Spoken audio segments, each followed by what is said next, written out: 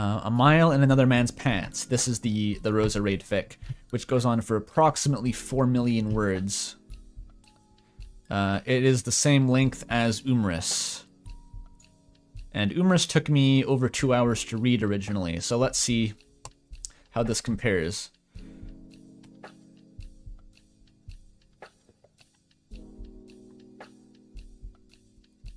Andrew's only banned gay sex, so one of these fics will have an incidental Susie fucking Birdley scene, yeah. I hope not, but you know. That's a great title. Yeah, so this is sort of the main event by virtue of being the longest, and you know, Roserade's had a history of contributing fan fiction to these streams, so this should be very interesting. Perhaps very, very interesting. Don't forget the request in DMs. Oh, I forgot. Was there a request? I missed that. I did see the DMs, but the word count. Oh, you want to play Omori Lo-Fi. I can do that. Just to get into the Umris mindset, I guess, or something.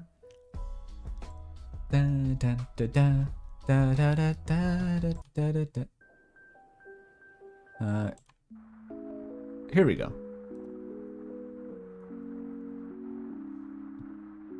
Mile, like miles, wow.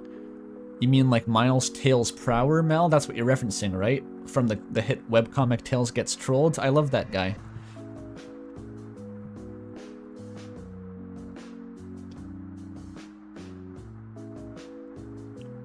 You can't keep your earbuds in anymore, it's been an honor. Well, obviously just take out the earbuds and play it from your phone out loud. At work or whatever. Roserade meticulously timed it with wantbaby.mp3. I hope so. Alright, let's go. Hello, Andrew in chat. Before I say anything about this Goliath of a submission, I would like to present some important content warnings for arson, drug use, suicide, gay, implied child abuse, implied religious abuse, really bad puns, Margaret Thatcher. Not Margaret Thatcher, actually. But Jesus Christ, that sounds really intimidating. Now that that's out of the way, let me preface this by saying, in the eternal words of George Lucas, I may have gone too far in a couple places. Enjoy. I will.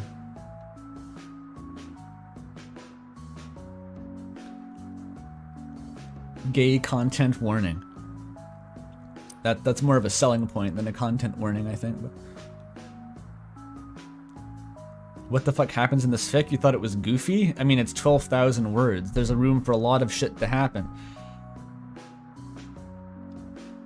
Pizzapants, as the usual, was suffering. Though admittedly he was suffering a lot more than usual. Pizzapants was standing outside Icy's in a full mascot costume. He didn't know why. One of his co-workers simply told him to do it, and it was too spiritually beaten down to fight back. The issue was that, wouldn't you know it, today just happened to be the day the universe decided to throw a goddamn heat wave through hometown.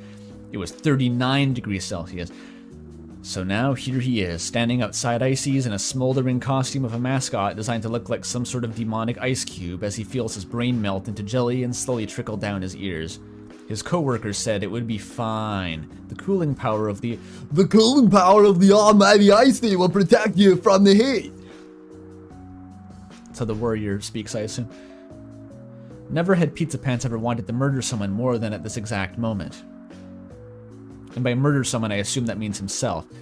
After what felt like an unbearable eternity, but was actually closer to 2 minutes, Pizzapants took off the icy mask and took the opportunity to inhale as much, relatively fresh air as possible. He got the mask down on the curb and sat down with a long, weary sigh and a frown so strong the edges of his mouth almost reached the floor. Everyone mentally envision Sponge Pants right now. His ears drooped pathetically, and if anyone saw him at this exact moment, they might take a particular mental note to call the hospital, due to how poor the guy looked, how the poor guy looked like he was actively disintegrating before their very eyes. Damn. Imagine having fur in a fursuit in a heat wave. Yeah, that's bad. Here's a monster biology question. Can the furry monsters sweat?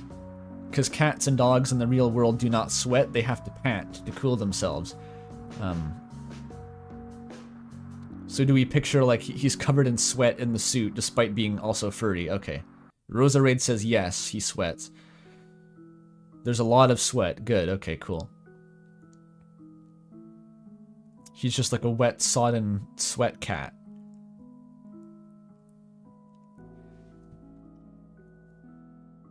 Pizzapants looked around the suburban road that led up to the restaurant. There didn't seem to be anyone around, which made sense since it was noon on Thursday on a school day.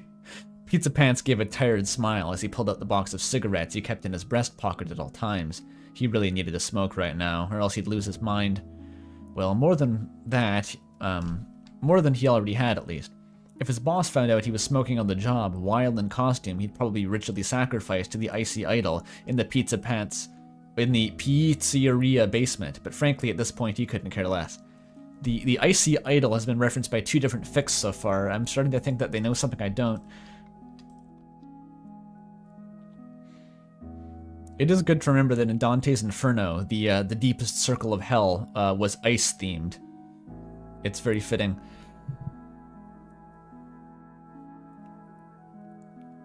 Doesn't Pizzapants have a dialogue sprite where he sweats? Yeah, that's true, he does. I assumed it was anime sweat, though, which is generated by a different physiological phenomena.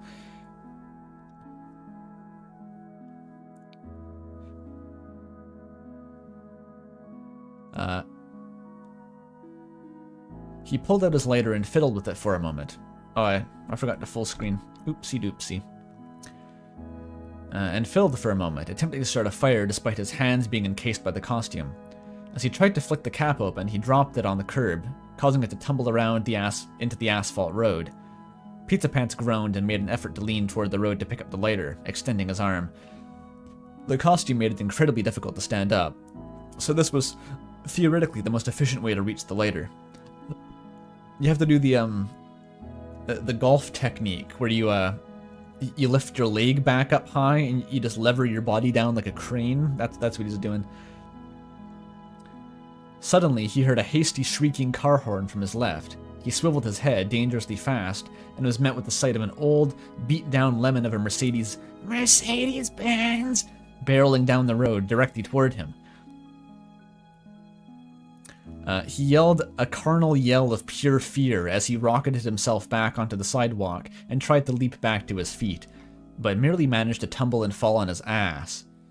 The way he fell on his tail would prematurely bend it out of shape, but he wouldn't know that yet. Oh, permanently bend it out of shape. Unfortunate. His heart was beating out of control as the car skidded to a halt in front of him. For a second, Pizzapants honestly believed his boss had used the secret telepathic powers to find out that Pizzapants had broken his blood oath to Icy, and had decided to fire Pizzapants from the part-time job of life by hiring some crooked mafioso to choke him to death, by feeding him a comically cruel amount of ice cubes. That's a really long sentence to describe Pizzapants being assassinated by his boss. Wow. This crazy conspiratorial concern was quickly dispelled as the car very slowly rolled down its window, revealing... Azzy? Pizzapants asked breathlessly. Is that you? The furry white monster looked considerably different than the last time Pizzapants had seen him. The lack of sunglasses was particularly noteworthy, but the golden mane and awkward dorky smile could never be mistaken for anyone else. So we have a different concept of Delta Asriel here, where he's got the Asgore hair going on.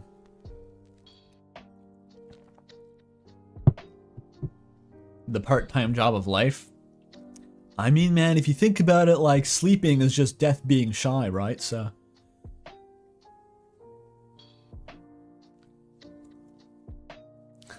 Haha. Asriel chuckled aloofly. The one and only.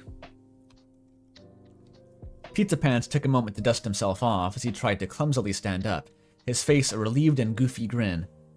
I didn't think you'd be coming back for a few more days. It's great to see you, man, he said as he tumbled over toward his old friend. Well, I'm here now, Asriel cheered uneventfully, or unevenly. It's good to see you too, McCorduroy. Oh, I remember this name was suggested in the Discord server at some point. McCorduroy. His face fell somewhat as he looked over his old friend. You're still working at this Hellscape? Yep. Pizzapants cut him off. Haven't known a second apiece since the day I got hired, nor a second without one of my coworkers telling me to drink Icy's Kool-Aid so that I reach enlightenment. But you know how it is. Money's money after all. Asriel gave him a weird look. Are you sure this job isn't a cult? Pizzapants shook his head aggressively and defensively. Ah, come on, Azzy. You think I wouldn't know a cult when I see one? He asked indignantly. Just because they make us wear the same clothes and say we're a one big family and make ritual sacrifices, that doesn't mean it's a cult. I never would get indoctrinated into a cult. What kind of fool do you take me for? Asriel squinted and gave a somewhat concerned, though mostly indiscernible expression. Right, he replied in a drawl.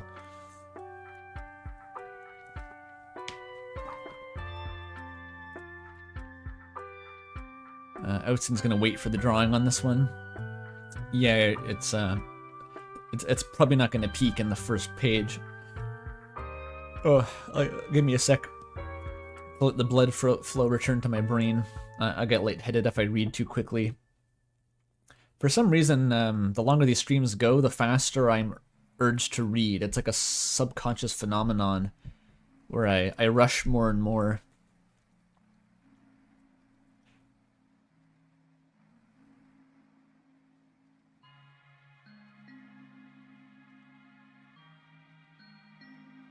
Okay. Blood flow normalizing.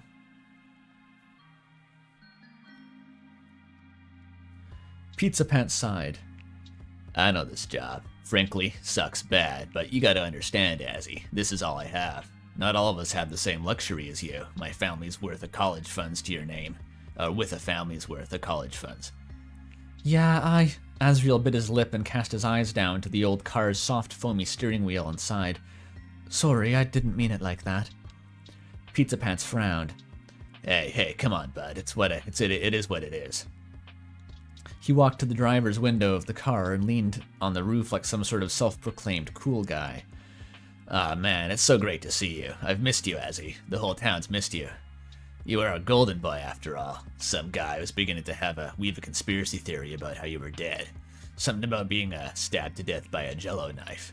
Pizzapants made a few hectic movements with his hands. Not that I ever believed him or anything. I would never fall for such obvious bullshit. Asriel blushed and gave a weak chuckle as he rubbed the back of his head. Yeah, everyone's really missed me. Asriel looked back toward his friend. Golly, I guess that makes me pretty popular, huh? He said with a smile, although something within those amber eyes betrayed something deeper. Was it mentioned previously that Asriel had amber eyes in a different fic, or... Like, I know for a fact that there's never been an in-color Asriel dialogue portrait or anything.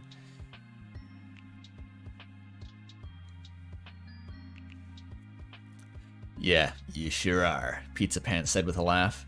I bet you're just as popular in college. Come on, Azzy, tell me all the wild shit you've been pulling in college.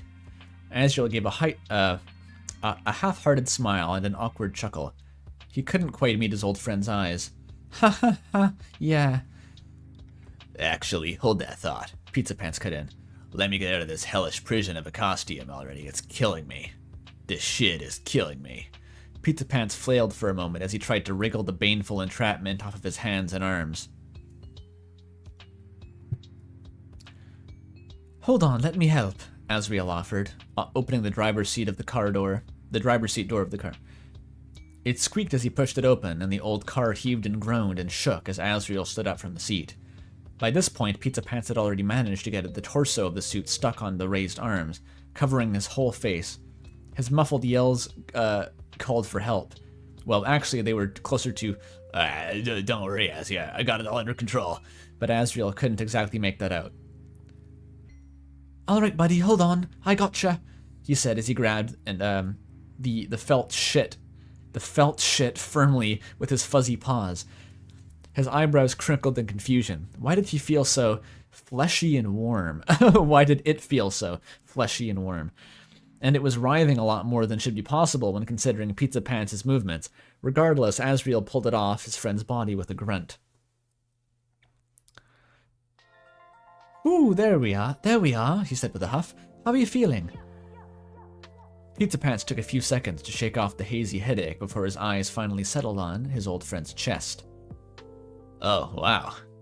Asriel was much taller than he remembered, and also much more buff, as it were.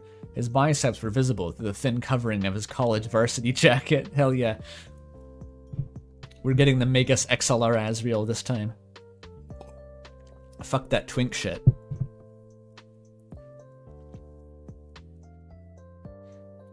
This is yaoi in a way. Excellent.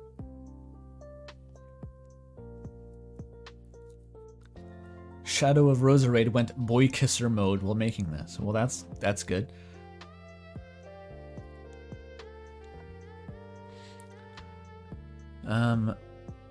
Right. He tossed the mascot costume away with astounding ease. For some inexplicable reason, it made a sound akin to a bit-crushed explosion as it hit the ground. SND_badexplosion.org. Yeah. He wiped the sweat off his brow and huffed, drawing Pizzapants' attention to his golden blonde hair, which was fluttering in the convenient wind and shining with the reflective light of the sun, reflecting off the sweat coating it. Oh my god. His horns were also much bigger than how he remembered, curling inward like his parents'. They also had a subtle smattering of black paint, creating a ring around the circumference about midway through them. Also, wait, was that Asriel wearing eyeshadow? Asriel has painted his horns? Is that what you're conveying? Or is it like Asriel got his horns stuck through a door at some point and the paint came off on where they got stuck? I don't know what that means yet. So it's buff Giga Chad Asriel, but also wearing eyeshadow. Excellent. That's an aesthetic. Oh, it's a fashion choice. It's like emo horn decoration.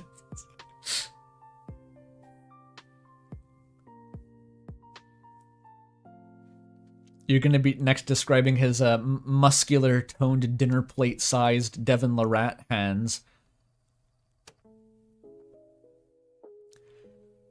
Buddy, you alright? Asriel asked, the worry spread across his face, making him look a lot like his parents. You're not having heat stroke, are you? Golly, if you were, I'd have no idea what to do. What you want to do, Asriel, you have to cool down his brain as quick as possible, because when you get heat stroke, your body's natural temperature regulation shuts down. You gotta get him to a big thing of water and dunk him in it and keep him covered in ice until his body temperature lowers. Then you gotta get him into a cool room and out of the sun. Do you work out? Pizzapants blurted out. It took far too long for him to process what he said, so long that by the time he did, it was too late to rescind the question. That's a normal bro question, that's not a gay question, Pizzapants. Nothing gay but asking if a bro has massive muscles. Asriel blushed and looked away bashfully, giving a charming laugh. Well, every once in a while, I try to keep in shape is all. Fuck. Asriel's just a natural barra husbando. He lifted a weight off the floor once, and now he's 200 pounds. That's very specific, Andrew. It was... Well, I had a distant relative of it. Well, not that distant, you know, a relative I don't normally ever see. Like a great aunt and grunkle situation. They came in from the southern United States to visit briefly, and he was like... He was the kind of guy who just has an infinite number of stories that he just tells continuously. He never stops going on long anecdotes. And one of them involved like basic training at the army and someone getting heat stroke, and that was the procedure, so. There you go. Grunkle Stan, yeah. That's every southern dad dude, yeah. This was like a southern boomer dad dude. He was like 60-something, right? So it was even more so. Literally my uncle. Specifically, Remnant, he's from Louisiana, which, so, that should give you even a more specific idea.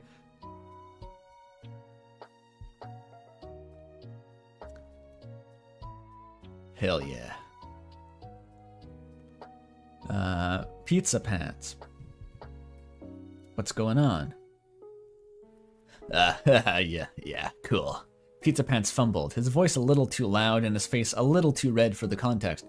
What was he feeling? Was it just the heat getting to his head? Was he really having a heat stroke? It felt like his heart was about to explode, so maybe he needed to go to the hospital. Before he realized it, his eyes were wandering, exploring Asriel's college prep body once again.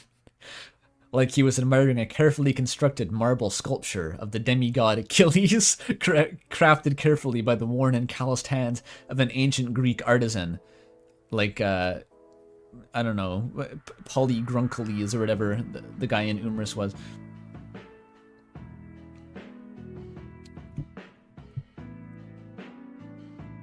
Yep. Omniawacles, I believe his name was.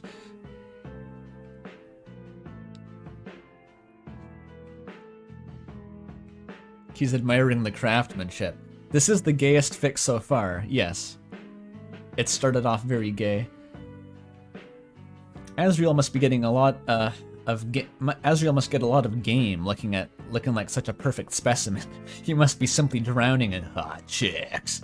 That's what Pizzapants was feeling. Envy. He was simply envious of his friend's godlike physique. He was merely a meek and slowly melting Patroclus laying in his deathbed staring up at his greatest friend. Wait, wasn't Patroclus the guy who was explicitly extremely gay with Achilles? That's Pizzapants didn't get far enough into reading the story. He's made a great error with this analogy.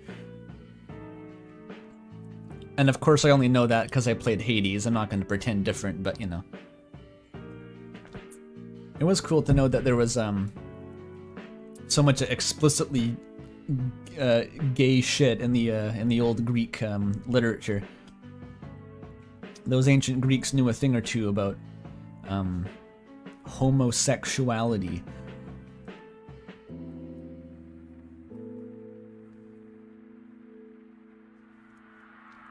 What's the channel from the remix? I still don't think I've linked it. Hang on. It is Omori Lo-Fi Beats for something and such. I'll put it in chat. That's the music playlist in chat just now. Some things in ancient Greece were indeed kinda gay. Yeah, I think actually when I came across that thing in Hades and I was like, wait a minute, Achilles was just like gay the whole time. That's a real thing. That sent me down a rabbit hole of like researching like ancient Greek culture and how overwhelmingly gay it was. And I was actually quite surprised. I wasn't aware of the full extent of that until I looked it up. I think it was like a standard type of like culturally sanctioned romance for like people to go to the military and get like not sugar daddies, but basically like like the new recruits would just hook up with the veterans, and that was like a known thing. That's like how you, I don't know, got in with the army crowd in ancient Greece.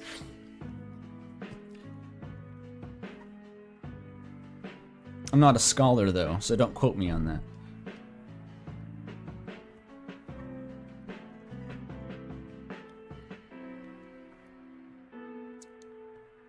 Militwinkery? Yeah.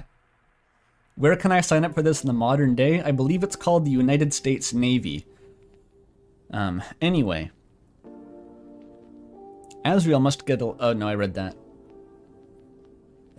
You must be quite the catch in that big brain college of yours, huh? You must have a cavalcade of hot chicks chasing after you everywhere you go, Pizzapants said, hoping Asriel would not pay too much attention to the red tint painting his face.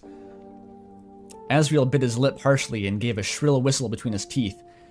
Yeah, totally, he replied awkwardly. He looked around the mostly empty suburban road aimlessly. Oh, is that lighter yours? Asriel said, making a clear attempt to derail the conversation. Thankfully, it was effective as Pizzapants' face swiveled like a chair toward the lighter sitting in the middle of the road, just barely in front of Asriel's car tire. Did they have something like that, but for women where you don't have to die in war? It might also be the US Navy, I'm not sure. I'll have to do more research.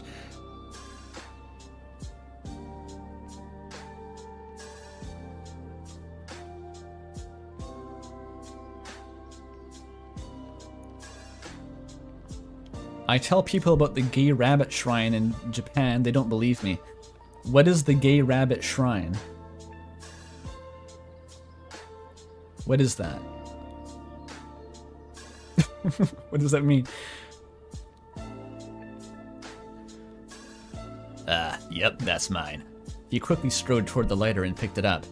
Thanks, Azzy. You're a lifesaver. I know, I didn't take you for a smoker. You know, I didn't take you for a smoker, Asriel said, attempting to regain his grasp on the casual tone of the conversation. Well, you know how it is. When the going gets tough, nothing gets my nerves in order like a good huff. Pizzapants pulled out the box of cigs again and quickly lit one, and shoved it into his mouth. He buried the lighter back in his pocket. Besides, doesn't it make me look badass? Like some sort of action movie hero? Asriel squinted, and his snout wrinkled in a strange cocktail of emotions. Yeah, that's one way to put it. I just don't think it's very healthy. Listen, Azzy, I'm here for a good time, not a long time, Pizzapants replied. Seems to me you're not having a good time, he said with a jovial chuckle. Pizzapants took the cigarette out of his mouth and exhaled a cloud of noxious smoke. Well, as long as I'm on the job, I'm not having a good time. Like I said, Icy's pizza is hell. It's still, like, unpronounceable. Like, how do you actually read that? Pizzapants stole a glance at his friend's old car and suddenly felt an idea for him. Hey, Azzy, remember when we used to drive around town trying to pick up hot chicks? Asriel cringed. Yeah, I wish I didn't. Yeah, those were the good times. Pizzapants mused. Asriel pressed his lips together tightly. What do you say we take this old hunk of junk out for a ride, like old times? Are you sure? I always stumble around the word sure, trying to do the Brit accent. Are you sure? It's sure. You really have to keep your mouth open. Don't get the tongue involved. Resist the urge to roticize the word. I mean, I don't want to take away from your job. What if you get fired for this? You said this was all you had. Pizzapants wrapped a friendly arm around his friend's shoulder. It was a little awkward, considering how Asriel was much taller than him, not to mention the way that his muscles felt to touch, and how that made him feel all sweaty and excited. Listen, Azzy, he began. You're back. This is a big deal, and I'm more than willing to ditch this dump to spend some time with my best buddy. He took another drag of his cigarette and exhaled a cloud of smoke away from Asriel's face. He wouldn't want to contaminate that perfect being after all. Besides, I wasn't doing anything important anyway. It's a Thursday on a school day. Who's even gonna want to come to this shithole? This is gay, says Remnant. Asriel put his finger up to his chin pensively and hummed. I suppose if you're okay with it. Pizzapants let him go and gave him a firm pat on the back. That's the spirit. Let's go. Pizzapants yelled as he strode toward the car. He stopped for a moment and as his hand made contact with the door handle and looked over to the discarded Icy's mascot costume lying on the curb. Asriel followed his gaze. Yeah, I guess we should really do something about that, huh? No worries, Azzy, I got this. Oh wait, I mixed them up, whatever. Pizzapants reassured him. He plucked the lighter out of his pocket again and lit it quickly. Asriel looked at him strangely, but before he could do anything, Pizzapants tossed the lighter into the pile of Icy's costume parts on the ground, causing them to immediately ignite into a smoldering inferno. Asriel jumped back in a mix of shock and fear. As the suit burned, it was almost sounded like he could hear a wail of the most depraved and bone-chilling sort emit from the blaze, and the black smoke looked eerily like a vile and terrifying grimace. But it was probably his imagination. Very true.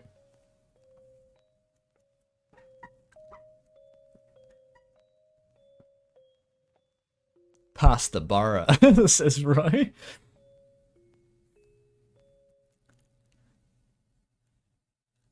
Trying to play a game while listening to this is impossible. What game you playing? Fuck Mr. Thatcher? That would be a good one.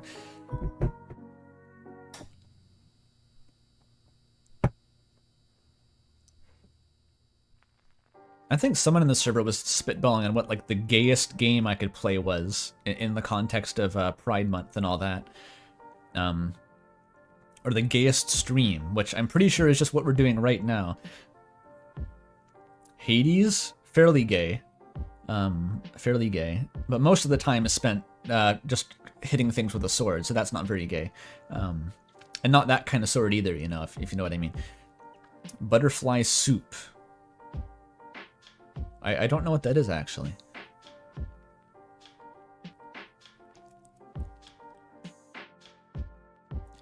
Gay, gayer, yet gayer. This is the gayest stream I've ever heard. That's it. We're on the right track. Metal Gear Solid 3. You know why he's called Solid Snake, right? Yeah. Daddy Dating Sim. I have not heard of that one. Boyfriend Dungeon. Oh, that sounds great. Is there one without a dungeon? Dream Daddy. Is that the one that fucking Aaron Hansen voice acts in? That's familiar for some reason to me. Yes. Great. Sans AU visual novel. Do they have those? I'm sure they do. The one where you play as Markiplier. Isn't that Monster Prom? Maybe it's also Monster Prom. Maybe everyone just wants Aaron Henson to be a voice actor in their game. Okay.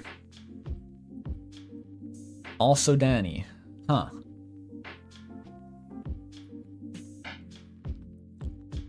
FNAF dating sim. Okay, I'm cutting you off.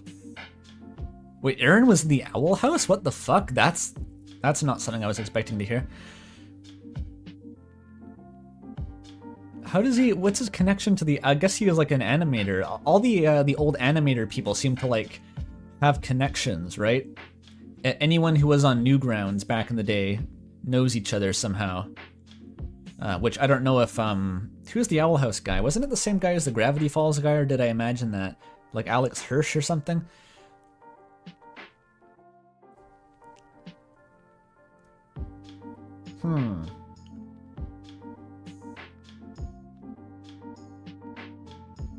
It was, yes, okay. Oh wait, no, Alex just voice acts for the Owl House. I swear I heard it was the same creator as Gravity Falls. Or is that Amphibia? I don't fucking know. All these gay-ass cartoons that I don't watch.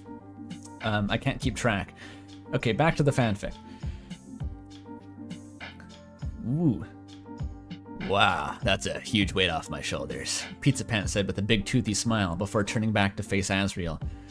Alright, I'm ready. Let's get this show on the road, he said as he opened the door to the car and sat down on the passenger seat. Asriel stared at the smoldering remains for a moment, but quickly decided to pretend that never happened and head inside the car as well. The smell of burnt flesh was getting too strong to bear anyhow. Asriel began, still a bit shaken. Where do you want to go? He asked. Pizzapants shrugged. Your call. As long as it's a place full of hot chicks, I'm down, he replied. You don't happen to know any places like that, do you? Not really, Asriel bashfully responded. I guess I know a place that's pretty popular with folks our age, but it's pretty far from here. I don't want to impose.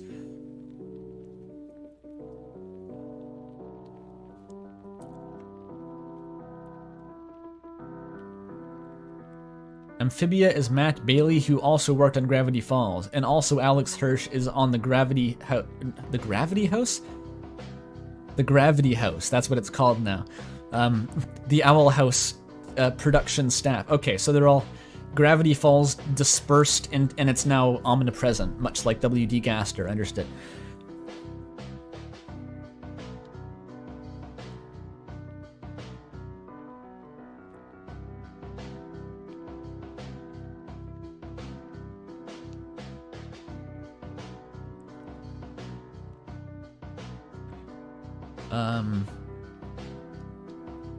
Pizzapants scoffed. Impose? Come on, Azzy. I don't have anyone sincerely waiting for me here. My mom's out of town for work, you see. He raised an eyebrow. I'm more concerned about having your family maybe expecting you for dinner or something like that. He laughed, not noticing the way Asriel froze. Listen, yeah, your mom's nice and all, but man, I remember how peeved she got at that stunt I tried to pull with the wine cabinet. I don't want her on my ass again, so I hope she and Chris are fine with you being here. Oh no, don't worry, Asriel frantically reassured him. They won't be bothered at all. We don't have anything planned for today. Pizzapants gave a wide smirk. Wonderful. Let's get this show on the road then. He yelled, excited, oblivious to his old friend's tense and uneasy sighs. He grabbed a hold of the steering wheel and started the car. It took a few turns of the key to get the engine going, but once it finally roared into action, Pizzapants cheered for his long-awaited nostalgic adventure away from his torturous existence. Asriel stayed mostly silent, attempting to continue to ignore a certain heaviness in his heart, to no avail. This is strong night in the woods vibes, where the two friends meet up after a long time and go do something that neither of them actually wants to do, but they think they want to do it because it's like, oh, it just to recreate the feeling of their childhood and it's really sad. Yeah. That kind of vibe. Asriel's nervous because he killed Chris with the Jello knife.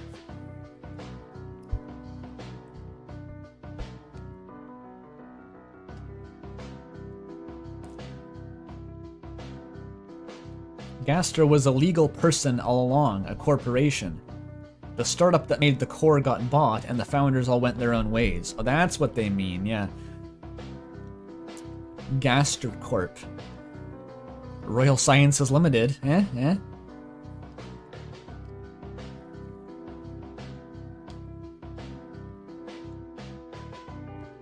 Ice Wolf walked up to their favorite restaurant, but when they arrived, they had come to the most heartbreaking realization they ever had. Icy was not standing outside to greet him warmly, coldly, as it always did. Love the fluctuating Ice Wolf pronouns. Ice Wolf cried as they realized they would not be able to meet Icy in real life anymore, like they always had dreamed since they were a mere cub, and moped back home, grief-stricken. Poor Ice Wolf. Ice Wolf is now depressed. The old car barreled down an otherwise peaceful, deserted road surrounded by autumn-painted forest. From inside, the radio could be heard playing a CD containing some of Asriel's favorite religious ska tracks, mostly songs by his favorite band, the Outsiders. Pizzapants wasn't a fan of religious ska at all. He hated it, in fact, but it made Asriel happy, so he wouldn't dream of asking him to turn it off. I don't know, I wouldn't go out of my way to listen to religious ska, but like from what I've heard, I wouldn't complain if it was on in the background. Like, it's not obnoxious. It's kind of a bop, actually.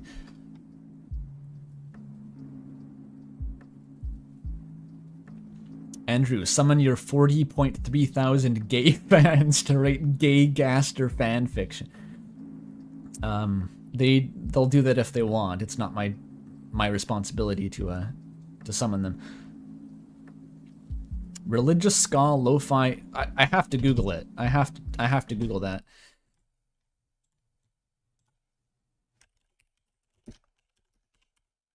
Religious ska lo-fi. Christian lo-fi beats to study / relax plus prayers for peace. That's a real video. It's not ska, it's lo-fi Christian beats. Do I play this on stream? I'm like really fucking curious what this video is. I'm so curious, I have to know.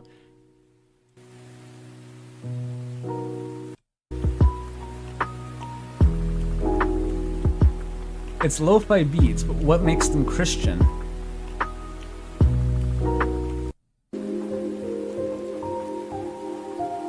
It said there's prayers in this. I'm assuming like an overdubbed voice is eventually just going to fade in, reciting the Lord's Prayer or something.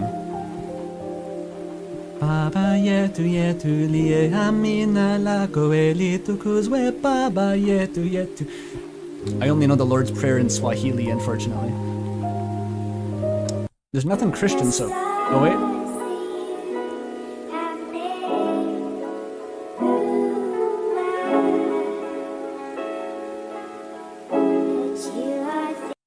Yeah, okay. You'd have to listen for a while to get the Christianity part, I guess.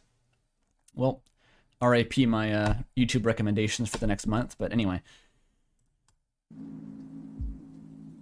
What about Islamic lo-fi? I don't want to recreate the fucking Ocarina of Time Fire Temple controversy live on stream, okay? I'm going to avoid that. Streamer playing Christian lo-fi during gay fan fiction during Pride Month. An interesting choice for sure. I was looking specifically for religious ska, but that didn't seem to be a thing.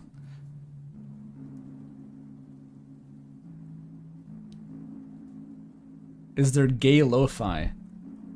I think that would just be like a Gotchi Moochie playlist with like played through an analog tape deck.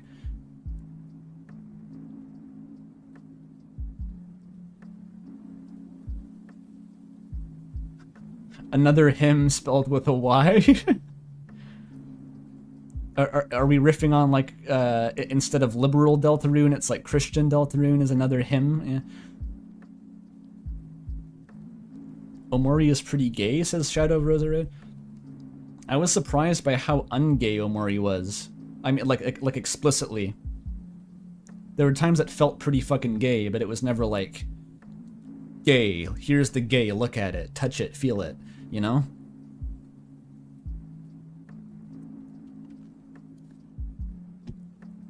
Play Toho Lo-Fi, do not. I'm gonna do that right now, hang on. This could be a new stream meta, actually. Cafe de... I've seen this recommended on the server, actually.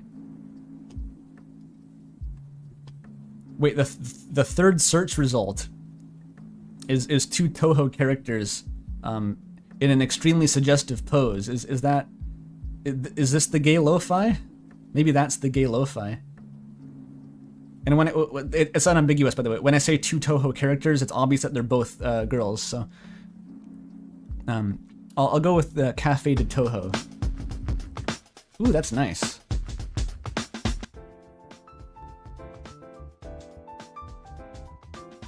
That's good shit, actually. But Roserade requested the Omori, so I'll keep that on.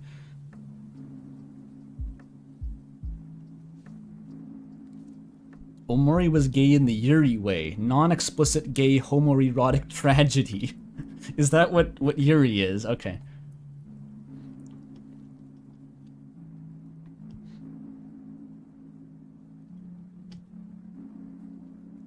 There's no Yeek Lo-Fi playlist outs and checked. No.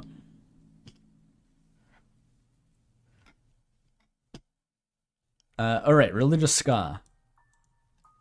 Regardless, right now, the two friends were embroiled in an argument. Asriel, I'm telling you, it's true love. Pizzapants insisted passionately, waving his phone around wildly, the zoomed-in picture of pizza still on screen. And I'm telling you, you're getting catfished, Asriel replied with a trademark smile and sunny laugh. Yeah, I wouldn't expect you to understand. What do you know about true love, huh? Asriel pressed his lips together tightly and focused his eyes on the road more intensely than before. Yeah, he breathed out quietly. What do I know? Pizzapants couldn't see, but Asriel's eyes were vibrating ever so slightly.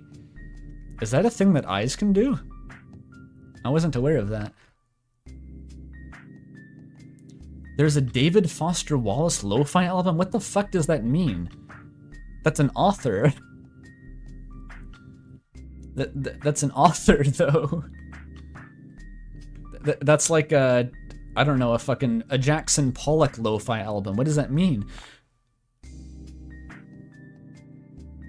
They took a David Foster Wallace speech and turned it into a 40-minute lo-fi spectacle. I can kind of picture that, I guess. A friend of mine used to be really into, like, these, what the fuck was it? It was, like, ambient space race music, where they'd take, like, old, like 60s presidential speeches about like going to space and make them all like slowed down and distorted and play them over ambient space music. It was an aesthetic. Not even Soviet wave.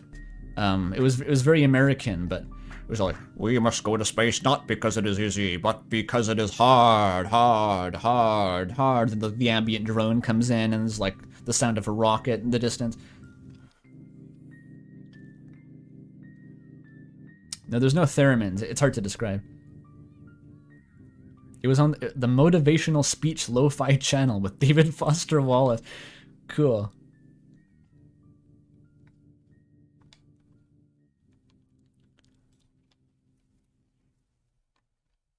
Kennedy wave. Yeah, something like that.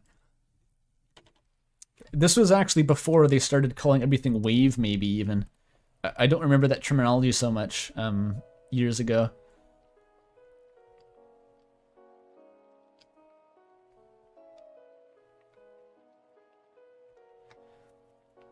Pizzapants felt a pang in his heart, though he wasn't sure why. I mean, look at you, man, he began. You're like a supermodel, or a shonen protagonist. Asriel blushed and laughed at Pizzapants' unconventional compliment. Pizzapants' smile grew, becoming brighter and happier than it ever had been since his best friend left. He joined in the awkward laughter before continuing. Point is, you're hot. You're a catch. You must have gotten someone to go out with you in college, right? Asriel's smile stiffened as if it were suddenly made of stone. He opened his mouth, but his voice stalled. It's complicated, he finally responded. I'm invested. What's the Asriel college drama gonna be? What's Asriel's trauma drama? Somebody make lo-fi Andrew Cunningham video essay remix. I think that one channel, Aiden, who was doing the full Undertale soundtrack remix, requested anyway permission to use a sample from my video in that project, but I don't think that's actually out yet. So it's kind of a thing, maybe. I'd recommend looking at that channel, by the way. It's an unusual project, remixing the entire Undertale soundtrack.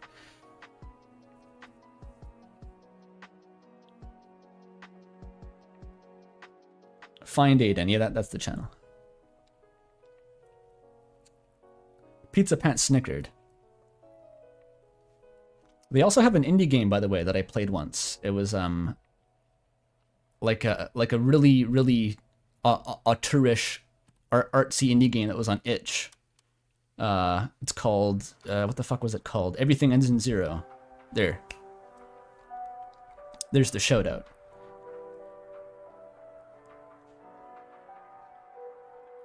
Pizzapants snickered.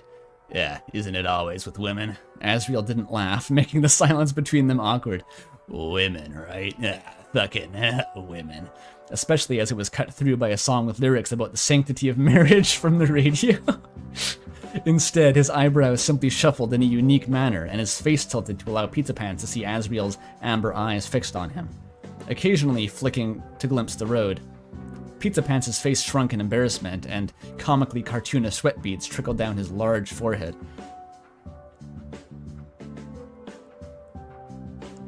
How are you reading hand plates while listening to this? How do you read something and listen to something being read at the same time? That's incomprehensible to me.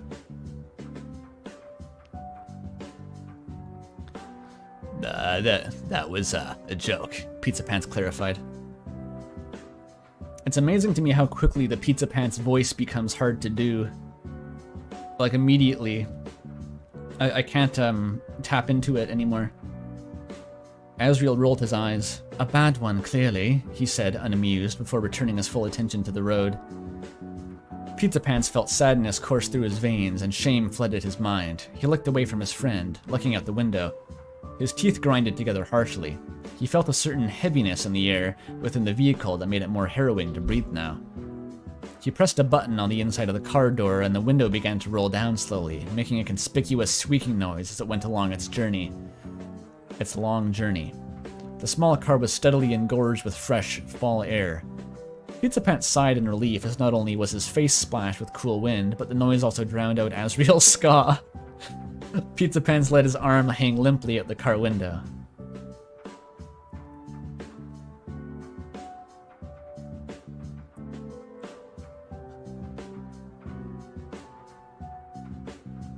Hand Plaints is a story about trauma and learning to love an abuser.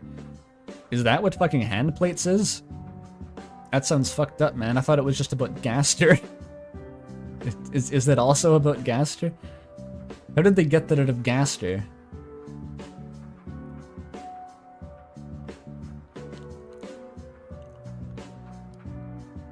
It's incomprehensible to me as multitasking. You have no idea how people can focus on two things at once. It's not just two things. I have a habit of, like, I'll play a game in a monitor and leave, like, someone's video essay on another monitor. That's my vice, but that's only because games don't involve language processing. As soon as the other activity involves language, like if I'm typing or reading or anything, I can't be listening to someone speak at the same time. It's impossible.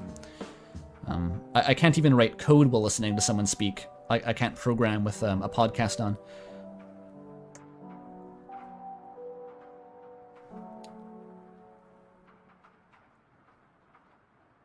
The fic is about Gaster being horrible. Damn.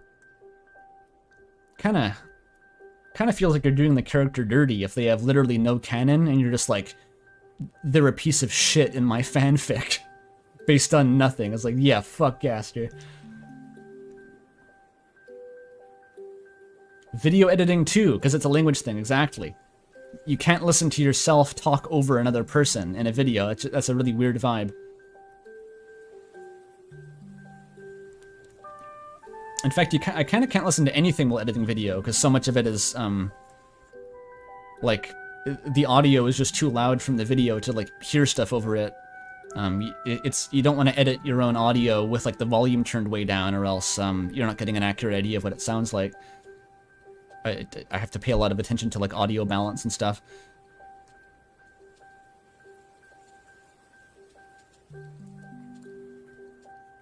It seems to be a common experience with the video editors in chat or corroborating that.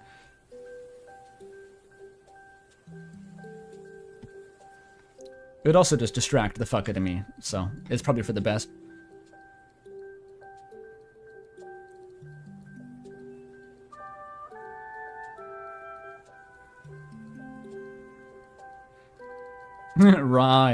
Rise now, ye video editors, ye dead who yet live.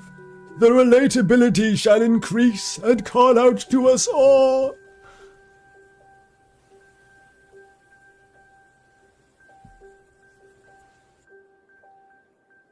Actually, that's a good point, Molly. My favorite vibe with video editing is when I get to just a really long, tedious animation edit, where I just have to make 200 keyframes very slowly and the audio isn't important. That's when I can put on like a podcast or something on the other window. But only for that.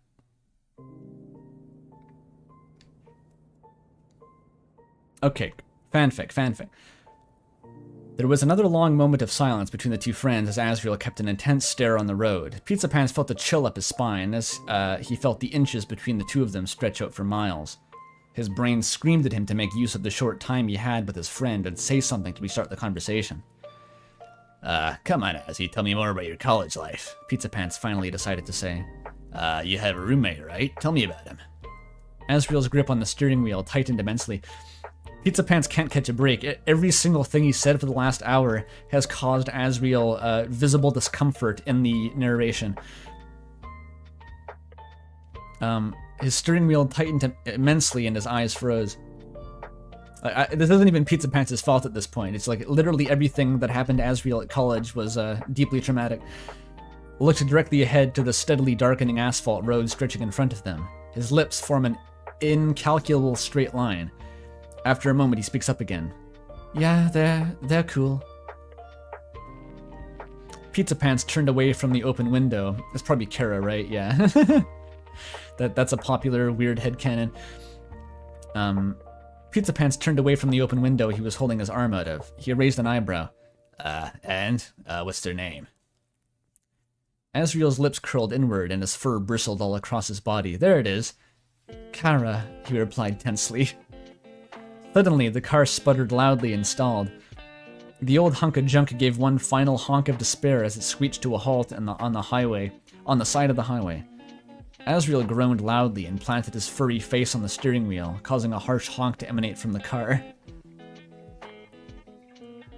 Two fics with Kara roommate. I don't remember a previous Kara roommate, actually.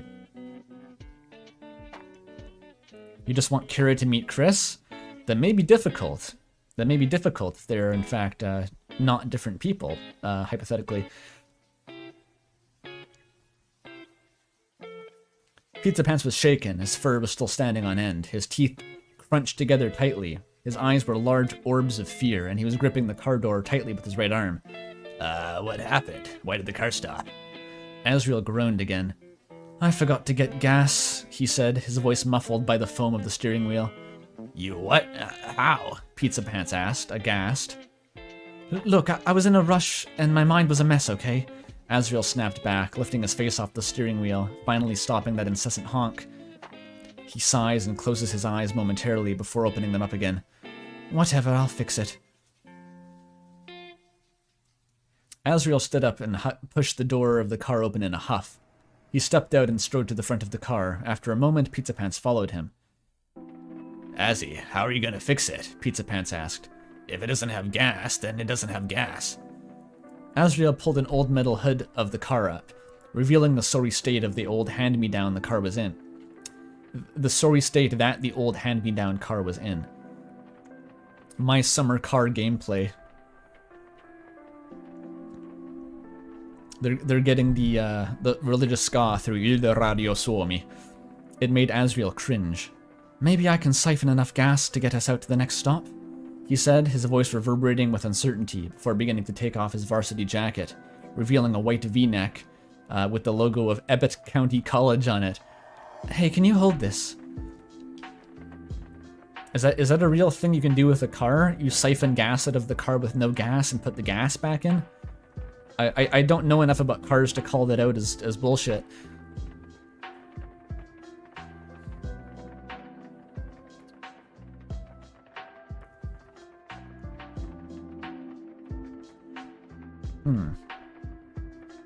Roserade failed the driving exam twice, don't ask me. I mean, I failed it once, but I passed the second time. It's like the chocolate exploit to get infinite chocolate. Oh, right, yeah. Siphons already seem to break the laws of physics. They might as well break conservation of mass as well. You siphon gas from a different car. Do they have one of those?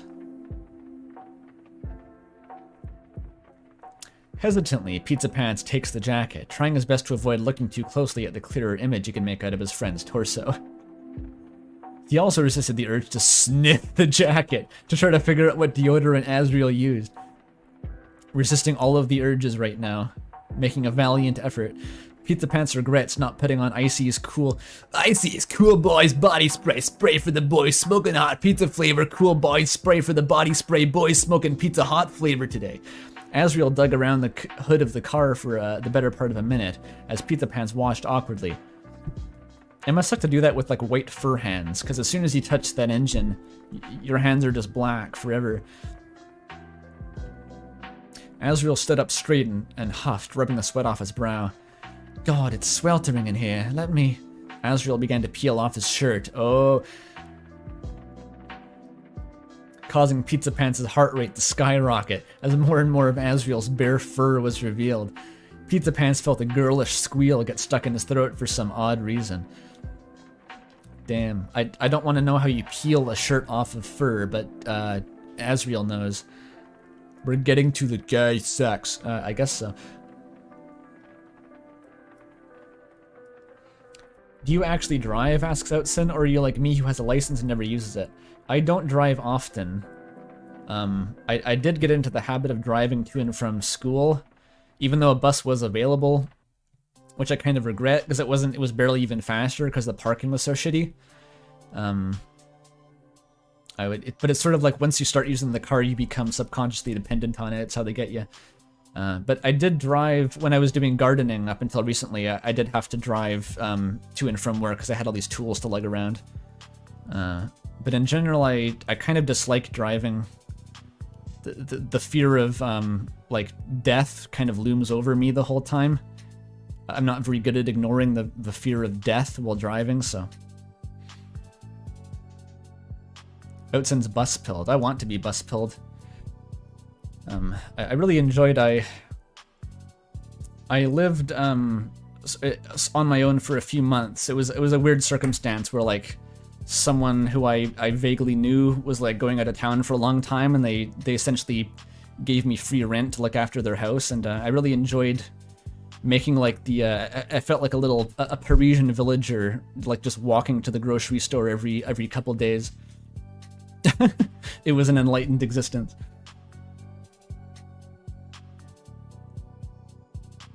Yeah, it's not really the vibe in rural ass. I know Louisiana. I've been to Louisiana. As I said, I have family down there, and it's like super like no one walks anywhere, right? It's like you leave your house to get in your car to drive 3 minutes to the grocery store to get out of the car to then get back in the car. It's like if you're on the sidewalk, it's you're doing something wrong, and a lot of that's just because it's really hot, but also it's just the culture. Nothing is designed to be walkable because no one understands what walking is, kind of.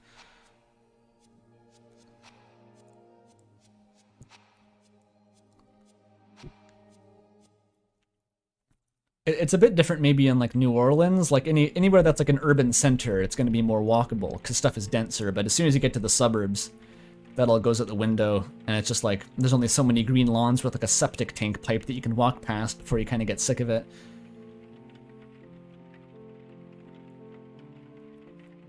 The real dream is living in a city with a subway. That would be really exciting. Even though I've only been on subways while on like vacations to places, but they're not the best experience, but still, I appreciate the concept of a subway.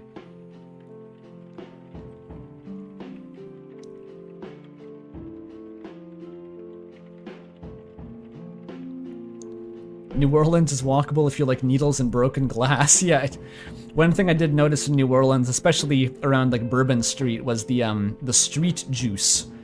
There was this mysterious substance that just accumulates in any like pothole on the sidewalks and the streets, which is like, as far as I could tell, a mixture of like urine, spilled cocktails, vomit, and like cleaning fluids like Clorox. It just occurs naturally and has a really weird smell.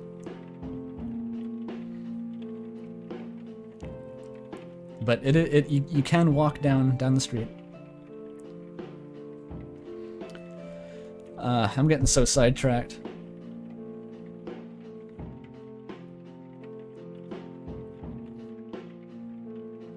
Why not get more sidetracked? We don't have a subway in my town, but we have trams. It's better because you can see landscapes. Yeah, that's nice. Vancouver has a sky train, which is like a subway, but it goes above the ground. It's probably like objectively less efficient than having a subway, but it's you can look out the window, which is cool. Okay, back to the fic.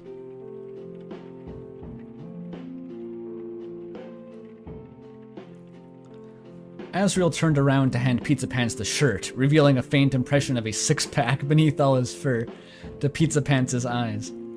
Pizzapants hastily snatched the shirt as Asriel turned back around to tinker with the inner workings of the car. The shirt was soaked with sweat and oil. It squelched as Pizzapants fumbled it in his hands. That's disgusting, dude.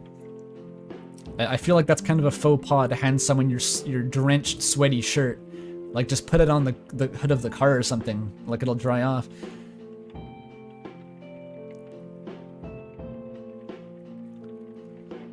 For the next few minutes, Asriel desperately tried to find a way to make the car work again as Pizzapants watched his bag gleam with the sun, transfixed. I'm not sure Asriel knows what he's doing. Like, the car is out of gas. It hasn't overheated. There is no gas in the car. After a while, Asriel gave up, falling to the asphalt ground with a heavy huff. No luck. Pizzapants groaned. Figures. Where's the nearest gas station? Asriel put a finger up to his chin pensively. Probably about a mile over that way, he said, pointing toward the direction they were driving towards. A mile? Pizzapants shrieked. We can't push the car that far. That would take like 2 hours. Do you have a phone? Asriel asked. Maybe we can call for help. Where's gasoline when you need them, says Outson. Yeah. Yeah, Asriel knew the car was unfixable. He just did that to show off the Pizzapants. You're right, chat.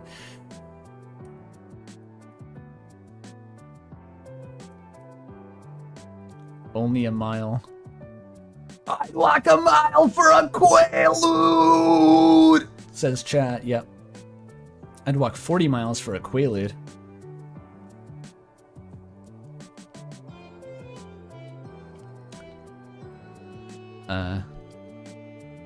Wait, can't they just walk to the gas station, get a tank of gas, walk back to the car, put it in the car? Can't they just do that? I mean, I won't question it.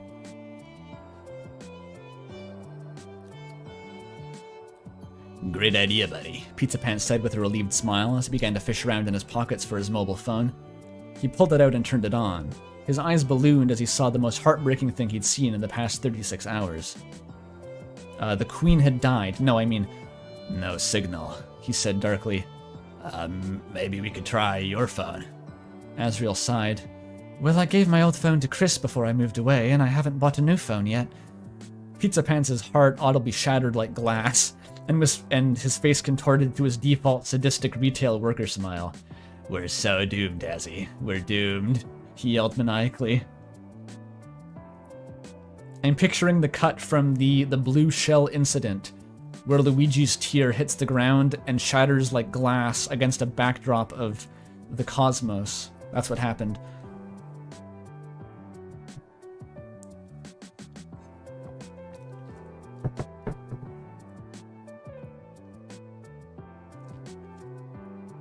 But if they just get a container of gas, says Chat, then they won't end up having gay sex. That is true. Chat needs to rewatch the blue shell incident. I saw the weirdest fucking thing just yesterday, actually. It was a blue shell incident Japanese dub, where it was all just this one, it seemed to be all one guy doing voices, and he wasn't even really doing voices. He was just like half-heartedly reading every line in Japanese. And it was really surreal. I'd actually recommend watching that as your first exposure, because there's no subtitles, and if you don't know what's going on, it's like even funnier somehow. I think it's just called like Blue Shell Incident the Weeb Dub or something. Hang on, I'll take a bite of muffin for a sec.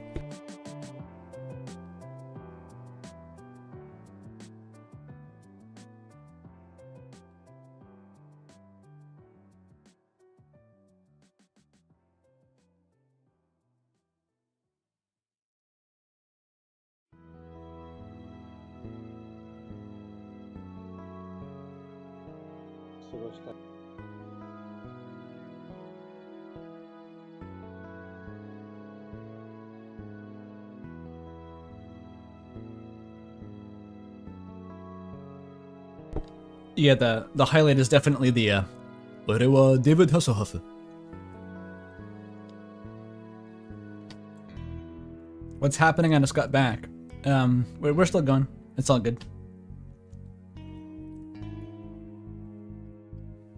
Mel hears a crowd of people scream from far away. Why are they screaming?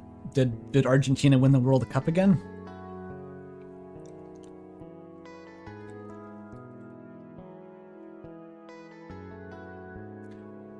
Alright.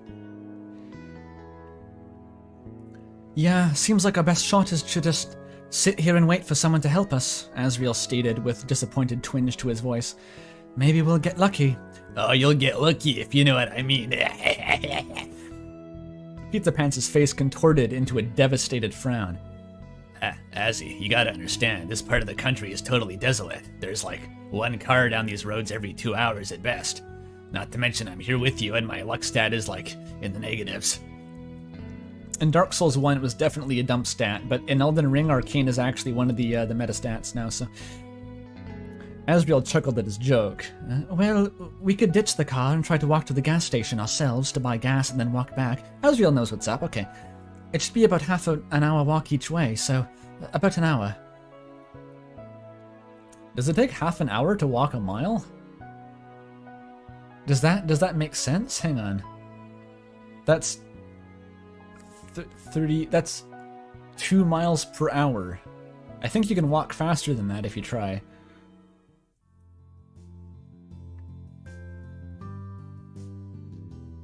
Okay, it's just a party, Mel says. No one's dying. That's good.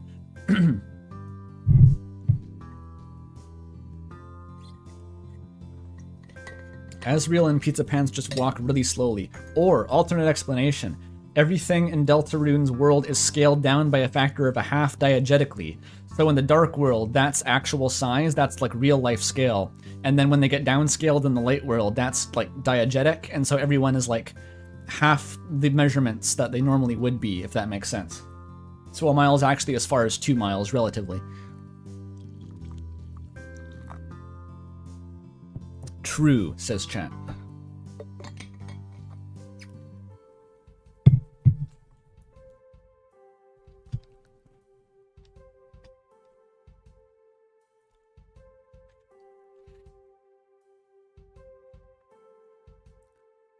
Pizzapants groaned and planted his head in his hands. I guess we don't have much of a choice, huh? Guess not. And so, after pushing the car to the curb, and Asriel having to put his shirt and jacket back on, much to his friend's subtle chagrin, the two began their grim march along the unbending forest road. Wait, Azzy, why not just leave the jacket in the car? It's fucking hot out. Their trek begins in relative quiet, as Asriel was clearly upset by this turn of events, and Pizzapants didn't know how to handle his silence. He tried to think of a way to break the ice with a casual joke. He settled on, well, I guess this, all that smarty pants stuff has filled your brain with in college didn't stop you from making some stupid mistakes, huh? Asriel inhaled sharply, his face a strange midpoint between a cackle and a sob. This is what I mean, like literally everything Pizzapants says accidentally like taps into some deep trauma that Asriel has. Like, how do you start a conversation under these circumstances? He keeps trying, and it's like every time this happens.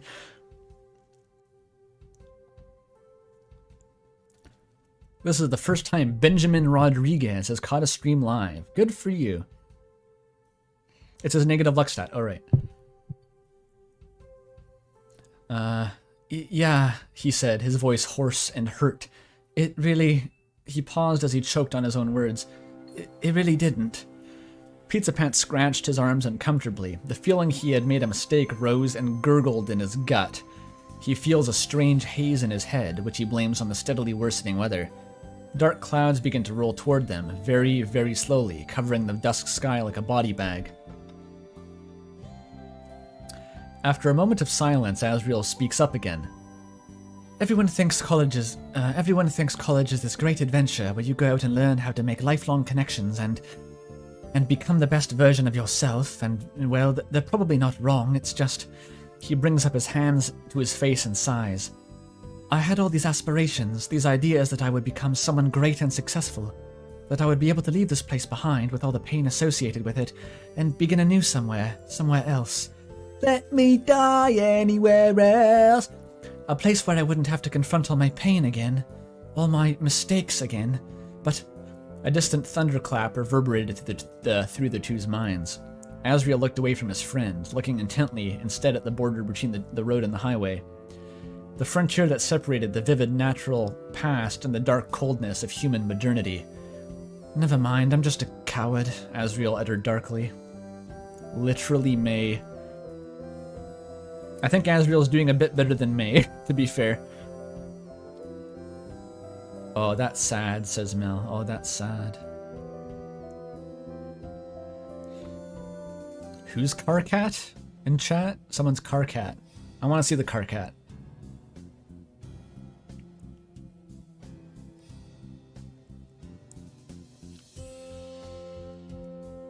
Was that a thing in Homestuck? Carcat like diegetically having bad luck? I can't remember. Didn't Vriska diegetically have good luck? There was something about that. That's a very Homestuck type mechanic. I wouldn't be surprised.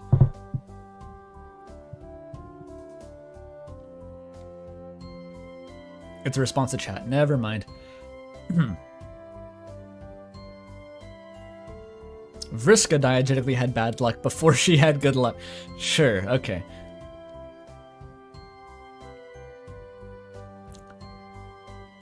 Pizzapants looked at the back of his friend's head sadly and bit the inside of his lip. After a moment of deliberation, he spoke up. I feel you, buddy. You know, ever since you left, I've wanted nothing more than to abandon this dump of a bumfuck nowhere town and go out into the world, into a city. Go to a big league college, get an acting degree, and become a famous star. You know that's always been my dream, right, Azzy? Asriel, who had turned back to face his friend sometime during the monologue, nodded. course, it's not that simple. My family would have never had that sort of money, at least not since my dad passed, but you know, I've been trying real hard to work up the money to be able to achieve that dream. Azzy, I've told you before, but you're incredibly lucky, and you're no coward for seizing that opportunity. You've already done the hard part. Now, the only thing stopping you from achieving your hopes and dreams is, But what if I'm just, Asriel cut in, not good enough? How am I meant to become a doctor? How am I meant to help people, save lives of people? I don't even know if I don't even have it in me to... Asriel inhaled sharply, making a sound as if someone was stuck in his throat. He brings one arm up to his face aimlessly before dropping it down again, and repeating the action with his other arm as if he were suddenly a wooden marionette being flung around by strings. Oh, strings! Oh, it's thematic strings. Even if I'm not able to, if I'm not even able to, Asriel's breathing became erratic and chipped, as if his voice was of fine china. Pizzapants put a concerned hand on his friend's back. He feared he knew where this was coming from. Pizzapants felt the first drop of rain land on his head. Azzy. If I can't even save the life of people I care about most... Did Kara get stabbed with the jello knife? Who knows?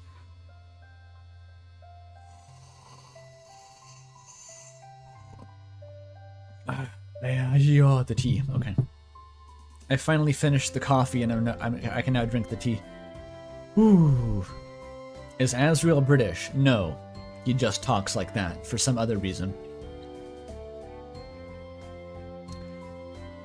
Actually, no, the other, the lore I'm going to set up now is that he grew up watching too much Yogg's cast, and that's how he speaks permanently now. That almost happened to me as a child. I was talking to another person, actually, who said that they were, they're English, but they grew up knowing so many American people on the internet that they, like, half lost the English accent and are now, like, this English-American hybrid that I mistook their voice for Australian at first. So it can happen, I think.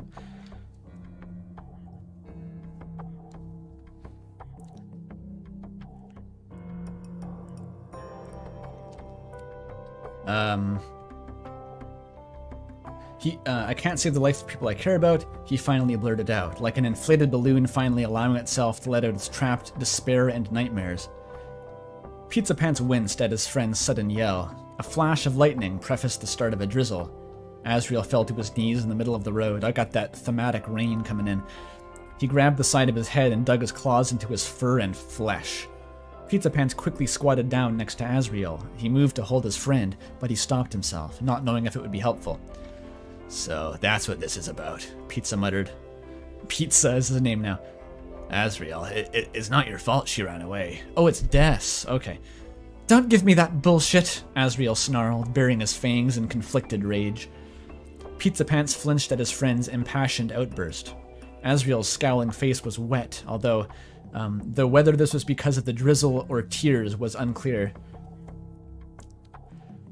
Wait, this was the ancient Undertale blog entry from Sans, where he said that he got owned so hard he had to do the thing where he stood outside in the rain so you couldn't tell if he was crying or not? That's happening, but actually, though.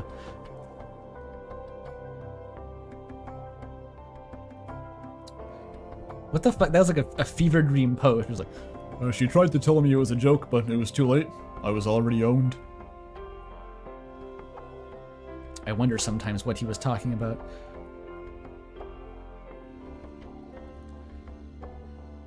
Calm down, Azzy, calm down.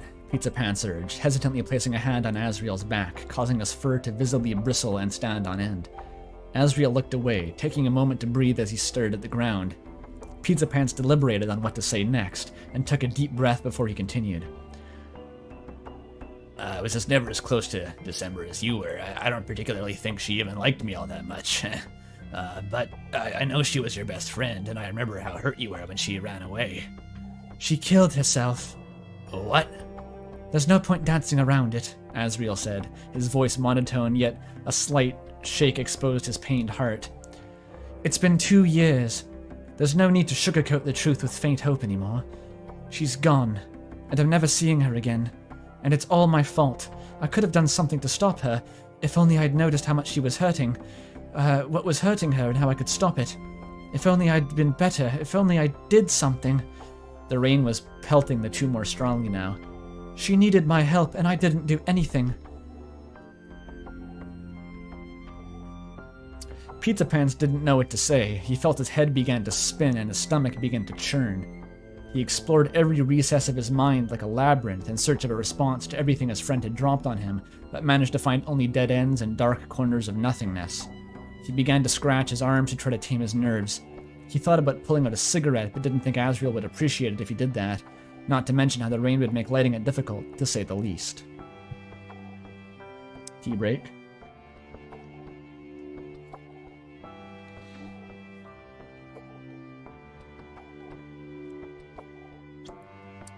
Ew, wet goat smell, says Chad. Can't smell good.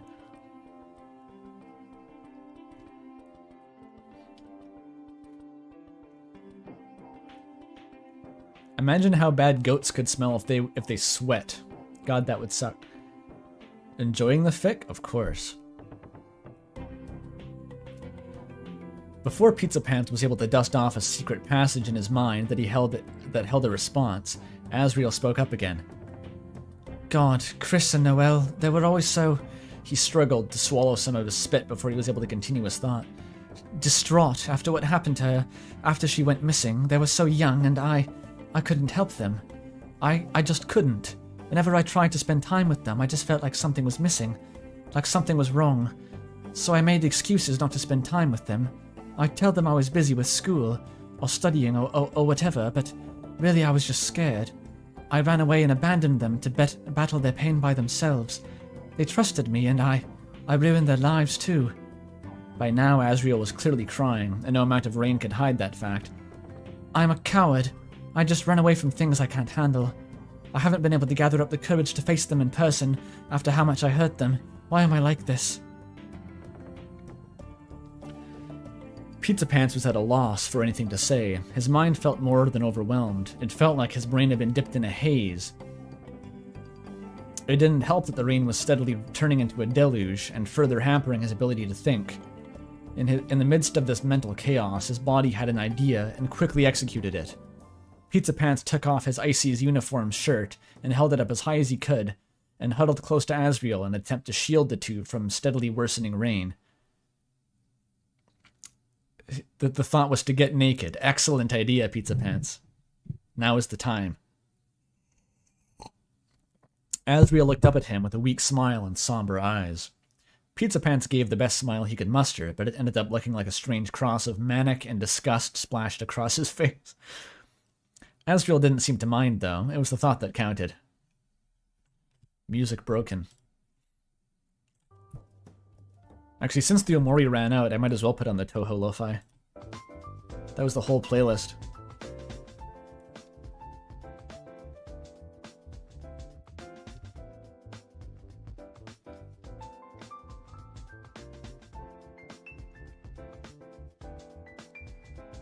Suddenly, Pizzapants' labyrinthine mind made a concerning connection. Wait a moment. You haven't told your family you're back from college? Pizzapants asked in disbelief. Asriel frowned slightly sheepishly and shook his head. No, he replied guiltily. Panic began to swirl around Pizzapants' face, and he felt his heartbeat rush to match the pace of the cascading rain. Why? He asked, his face disfigured with a unique emotion. Another Burger Pants exclusive emotion.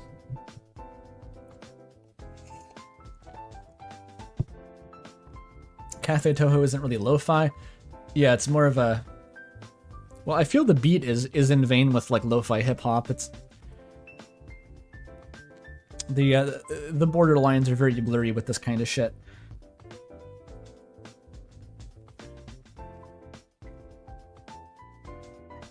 There must be a term for it. Like, it's like lo-fi hip-hop, but it's not lo-fi, so it's like hi-fi hip-hop.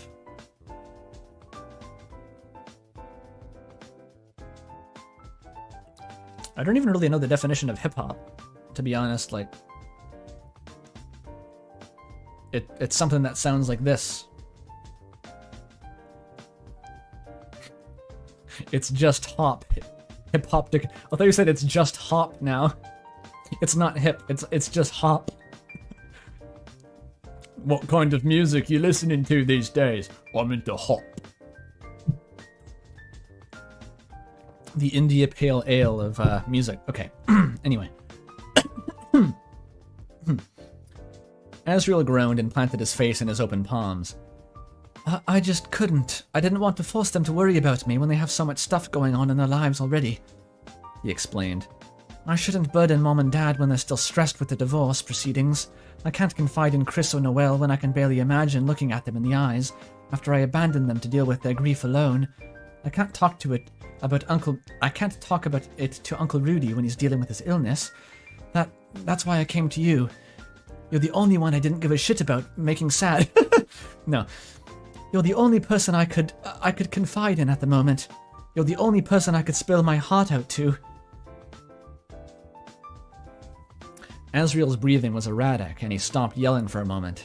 He sighed. I knew this was a mistake. I knew running away was a mistake. I shouldn't have ran again. I'm such a coward. I'm doing it again. I'm making everyone's hurt again. Azzy, calm down, Pizzapants urged, very far from calm himself. Where are you running away from? What happened? Asriel looked up at the storm-infested sky and took a deep, uneven breath, swallowing some drops of bitter rain mixed with the salty tears. Though scrappy, Pizzapants' shirt plan was far from effective. Kara, he began, leaving an empty silence in his frail voice's wake. It's Kara. Oh, there is Kara lore. Asriel opened his mouth to respond, but choked on his words and pressed his balled-up fists to his eyes and sobbed. I made a mistake, he managed to choke out between sobs. They're hurting, and I left them alone. They didn't have anyone else. I'm the only person in their life at all. I promised them I would always be at their side, that I would always be there to help. He took a sudden, sharp breath of the humid air. It felt like iron nails scraping down his esophagus. Like 5 iron frenzied nails frenzying down his esophagus. But when they needed me most, I was scared. I was scared to do anything to face the problem, so I ran. I've been avoiding thinking about it this entire time. A stupid, stupid part of me wanted to just forget it all happened entirely. That's impossible, though. I'll never forget, and neither will they. And now I'm scared that when I get back to our dorm, I'll just see...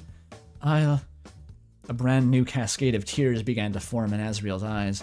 I just can't bear to see that, not after everything. He shook his head, and his eyes shut tightly. His hands curled tightly into fists.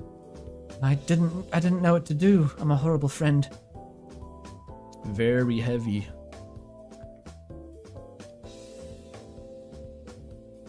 This Asriel really needs a flowy arc. What does that mean, Roy?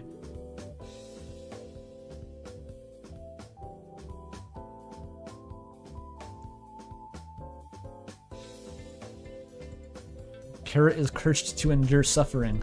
Something something curse of protagonism by Vivat Veritas.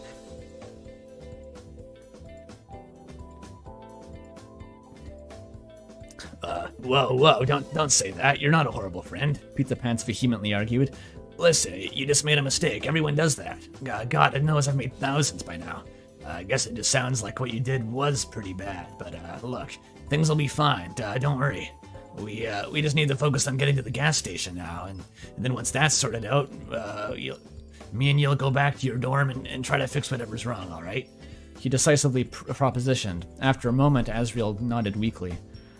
All right, he mumbled, still clearly uncertain. Okay, good, Pizzapants said as he stood up, helping pull Asriel back to his feet by his arm. Let's go, he shouted, pulling Asriel through the rain along the dark road. Silently, a thought crossed his mind. Jeez, and I thought my life was bad. And still a bit ambiguous. Let me just quickly reread that to make sure I got the right picture of what's going on. Like, so was there a specific incident with Kara, or was it just the fact that Asriel left at an inopportune time? Is what I'm not certain of.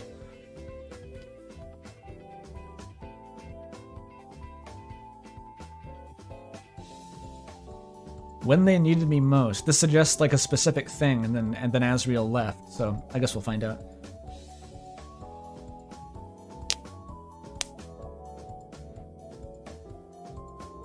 Asriel just walked in on Kara eating an entire salad bowl full of buttercups and just left Something like that. The two friends flooded into the gas station, though the lit-up sign outside seemed to misspell it in an odd way, saying instead, gastertation. Sure. They were soaked as rags, yet relief filled their hearts as the first leg of this tortuous journey came to an end. That's a sneaky word. They get you with the tortuous. It's a different word. The doorbell made a charming jingle as they looked around the deserted gas station. Finally, their eyes locked onto the barely perceptible, short outline of a monster hidden behind the counter. Hey, an iconic voice greeted the two. Is that the convenience store guy? What the hell is he doing here? As Alex Yeek shouted loudly. Who? Asriel quietly asked, clearly confused. What? Never heard of a guy with... What? Never heard of a guy with two jobs before? The skeleton monster said with a dry chuckle. Anyhow, I may be the janitor, but how can I help you? Before Asriel could say anything, Pizzapants marched up to the monster behind the counter, his soggy shoes making squelchy noises as he went. That's nasty. I have such a... I react very strongly to this, just the concept of wet shoes. I fucking hate wet shoes to like an unusual and pathological degree. It was the worst, right? When I was growing up, my dad put me in the little league sports in the faint and futile hope that I would get into athletics at some point in my life. And I did like little league soccer for 2 years, and fucking the entire sport of soccer, or football for the Europeanoids or whatever in chat, the Argentinians and God knows what. The entire sport is they make the season in the winter. Stop editing it. Stop editing the fic. It's too late. Stop doing it. The sports season is in the middle of the winter to maximize the amount of time you spend like sloshing around on wet, swampy fields in the rain in the morning when it's cold. It's basically just a huge exercise in having wet shoes all the time. It's the worst sport ever conceived by man. It really sucks.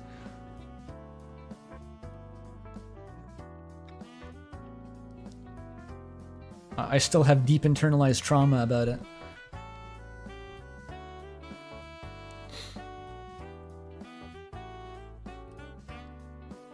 Okay. The skeleton looked up at him, his face the same cheeky smile as before. We need some gas. Our car ran out about a mile down. Pizzapants explained. That sounds tough, bud. The skeleton winked. What are you gonna do about it? Pizzapants looked at him confused. Buy gas? What else would we be doing here? Asriel walked up behind him, the rain having made him look like a wet, caniche poodle? I haven't heard of that term, but I'm assuming I know what a poodle is. Helped by the fact that he looked incredibly lost. I don't know, maybe you came to buy an umbrella. Seems to me you both really need one. Maybe 20 minutes ago, yeah, but it seems a little late now, doesn't it? Pizzapants argued, getting increasingly fed up with the skeleton's chicanery. Asriel was lost. Sans shrugged. I suppose you're right, no use soaking about it. Huh? You get it?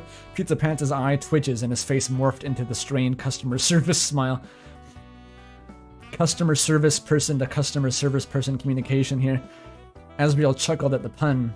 Sans smiled at him. What else would Sans do?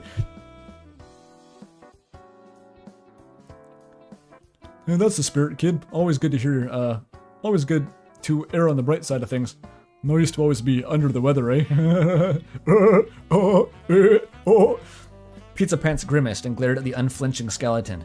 Can't we just get this over with and buy the gas already before one of us loses his mind? Jeez, you seem pretty gassed about buying this thing. Pizzapants groaned and felt a fuse burst in his brain, but Asriel laughed. At least someone was getting something out of this travesty. Well, don't worry. I got what you need. Give me a sec to get a canister from the back, he said, getting up from his stool and slowly strolling to the back of the store, leaving the two young adults alone in the otherwise empty gas station. That's out of character. The real Sans would say to get a basket from the front and put the gas can in the basket first. Well, Asriel began awkwardly, trying to break the ice. He seems nice. That's one way to put it. Pizzapants growled, his teeth clenched angrily. The space between the two, Omori reference, space between, was slowly filled up by a steadily darkening silence. I'm sorry for all this, Asriel said. Pizzapants looked at him, wide-eyed. Azzy, don't apologize. If there was anyone I wouldn't mind getting stuck in a storm with, it would be you. Asriel laughed at that. Plus, it seemed like you really needed the support out there. Asriel looked down sadly. Yeah, he said, a certain heaviness clear in his voice. I suppose I should clear some stuff up. Asriel looked back to face his friend, who was currently giving him his undivided attention. I met Kara when I first moved into my dorm. They were quiet, sarcastic, distant, and clearly alone. Nothing at all like Chris, my sibling, who I love dearly. A little like Chris, actually. Oh, that was the next fucking sentence. I jumped the gun. Maybe that's why I was so drawn to them at first. It took a while, but soon enough they began to open up to me. They told me about how their family's been part of some sort of local cult, how their parents treated them. He clenched his fists. Badly. They ran away with their savings as soon as they could once they finished high school, and tried to make it into college. They still had to work for a year to be able to afford it, but yeah, it was pretty rough on them. They had no friends at all until I came along, so they attached to me pretty hard. Once we became friends, they made me promise to never leave their side. That's slightly sketchy territory there once you're getting into the never leave my side territory. Pizzapants' eyebrows rose. Like a marriage vow? Asriel laughed, a hollow, humorless laugh. In a way, I suppose. Our relationship was always... Asriel rotated his hand in a so-so motion. Complicated. Maybe it's the same vibe as Sunny and Basil or something. Pizzapants felt a strange feeling in his gut. Were you two, were you two... The voice is getting harder to do, I'm sorry. I don't know. Asriel cut him off. I don't know. Maybe from the outside, the gestures may have seemed romantic. We hugged, cuddled sometimes when they needed the support. They slept in my bed. But I think that's just the way they express affection. What we have is love. There's no other word for it, but it's just not what others might think love is. It's not romantic. It's not familial. It's not platonic. It's some secret fourth thing. It's our own special thing. Asriel sighed darkly. But that doesn't matter now. I broke our promise. How very delusion of you, Asriel. Maybe. I don't know. I assume that's what reading Deluse is all about. Oh, they mean gay. He means gay, says Outsen. Oh, right. That's the secret fourth thing.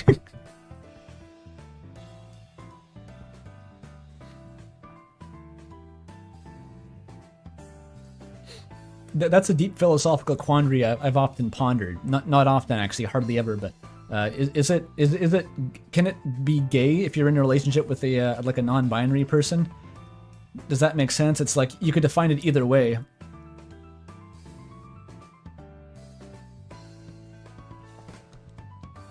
Yes, says chat.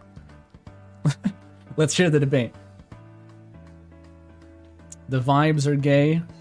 Gay is a matter of the heart. It's up to the person. Depends. Schrodinger's gay. It's always gay no matter what. That's what they say about Vivek. It's always gay with Vivek. He's a hermaphrodite though. Maybe it's... Anyway. It gets a bit confusing. I just wanted to posit that quandary to chat before continuing.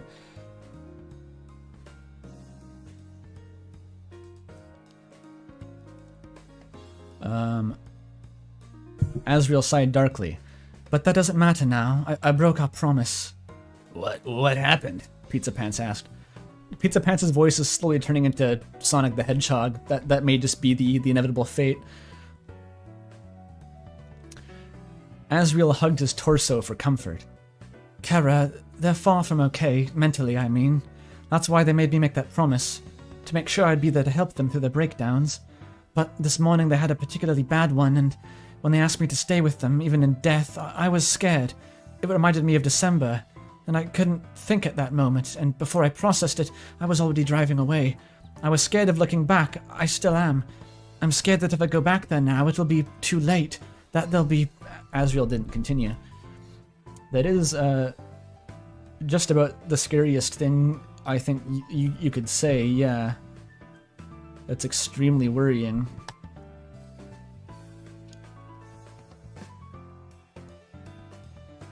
Yeah, that's bad. I see. Like that weird cult that owns the pizzeria? The two shrieked in shock and terror, and Pizzapants must have jumped at least 3 feet. He's got sick vert. Actually, that's probably not even very good vert. I'm not up on my vert lore. I mean, if we're going with the lore that all the distances are doubled, then that is pretty sick vert. The short skeleton had appeared behind both of them, and suddenly and silently. He had a red canister of gasoline sitting next to them. It was half as big as him. He laxly pointed to it with his thumb. I got the gas. It took a moment for the two to recover from their shock and ease their heart rates. It's not a cult, Pizzapants defensively responded. And thanks, I guess, for the gas, not the scare. That was a dick move. I'm a skeleton. We don't got those. What? What? Asriel shook his head. Sir? Sir? Come on, kid. I don't got a doctorate or nothing. Asriel looked at him strangely for a second before composing himself. I didn't get a doctorate for... Oh, I didn't get a doctorate for nothing. He said the exact opposite of what I thought. That's even funnier. Sorry, doctor. Oh, please, my dad was the doctor. It's too formal for me. Just call me Sans. Sans the skeleton. Great, we got Dadster lore or something. I just love the random drop that Sans has a PhD. I wouldn't be surprised at all. Yeah, Mel, we all know about the NSFW Sans fan art, how they got around the whole ain't got one of those problem. We've all seen it.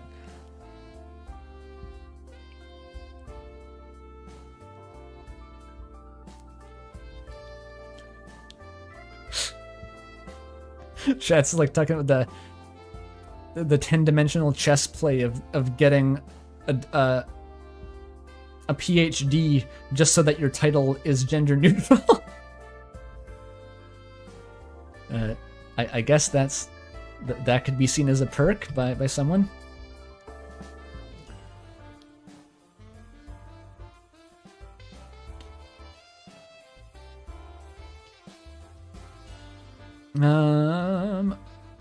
Asriel inhaled air between his clenched teeth. Yes, Sans, you see, it's just that this was a lot of gas, and I don't think we'll be able to pay for it. Especially not in this economy, Pizzapants added scathingly. Damn right. Sans laughed. Don't worry about it. Don't worry about it. Think of this canister as compensation, as a rain check, if you will, between friends. He winked. In short, it's on the house.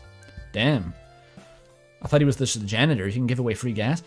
Asriel was taken aback. Are you sure? Sans shrugged. Yep. He winked again. I'll put it on my tab. Election trucking joke.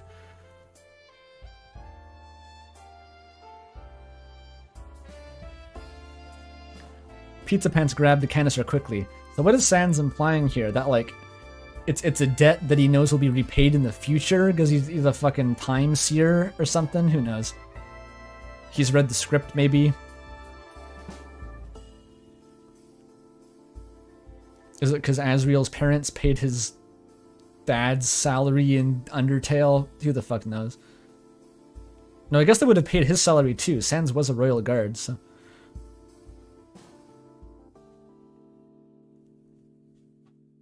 It's weird to think that Sans was like a government employee. I guess it's technically true.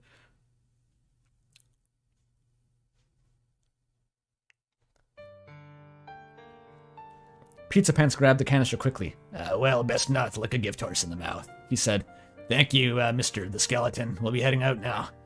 Hold your horses, bud. Hold your gift horses, bud, that is, Sans said, as Pizza had begun turning toward the door. It's a pretty long way back, don't you think? Luckily enough, I know a shortcut, he explained before he walked past the two. Follow me. Asriel and Pizzapants looked at each other dubiously. but hesitantly decided to follow the skeleton. The two walked behind him out of the gas station, causing that charming bell to chime them a heartfelt goodbye. "We're here," Sans announced. The two of them looked at him confused before looking around and realizing that, yes, they were indeed here. And by here, Sans meant right next to Asriel's beat-down car on the side of the curb. Furthermore, they noticed that they were no longer soaked. Their clothes and fur had mysteriously dried, and it was no longer raining. What the fuck, Sans? How did we get here? Pizzapants disorientedly asked. Fast shortcut, huh? How did you do that? Asriel asked, simultaneously concerned and impressed. Sans shrugged and gave yet another cheeky wink. A janitor never reveals his secrets, he stated vaguely. Anyhow, what matters is that you two got the gas. And you got the car now, so you're free to continue whatever you're doing, he yawned. Meanwhile, I got a load of nothing to do back at the... I got a load of nothing I gotta get back to doing, if that's all fine with you. He began to lazily walk away from the car, and the two of them. The two stared back at him as he suddenly paused and turned back to face them.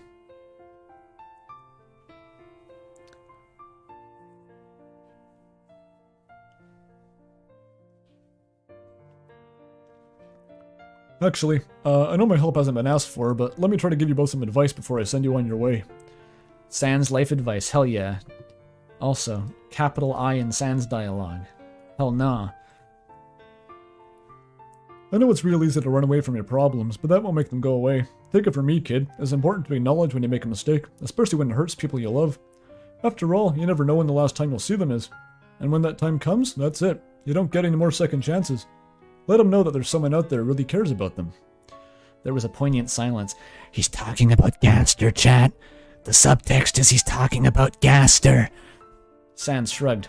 Or don't, I'm just a janitor after all. The skeleton turned away and began to walk down the road in the opposite direction of the gas station, whistling a simple tune with his hands snugly in his pockets. The two friends watched him intently, still incredibly shell-shocked from everything.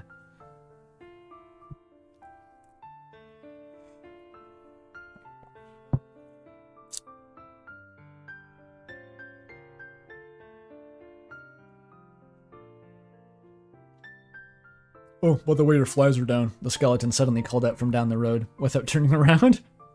Both the young adults looked down to confirm that, indeed, their flies had been down the entire time. If Sans hypothetically unzipped both of their flies without them noticing, is that a prank or is that sexual assault? Another quandary for chat to ponder. By the time both had amended that mistake and looked back up to the skeleton, the road was empty except for its new puddles and a human post-storm wind. Both, says chat. Okay, well that was easy. It's one of those prank gone sexual YouTube thumbnails.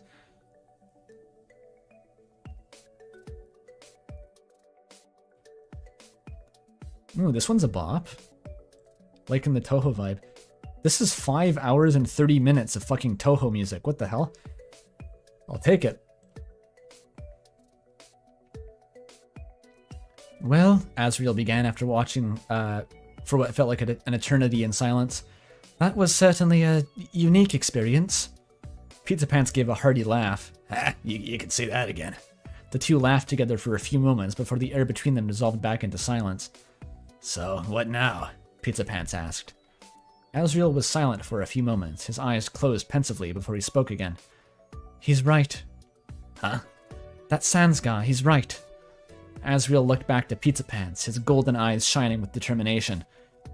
Da-da-ba-da-ba.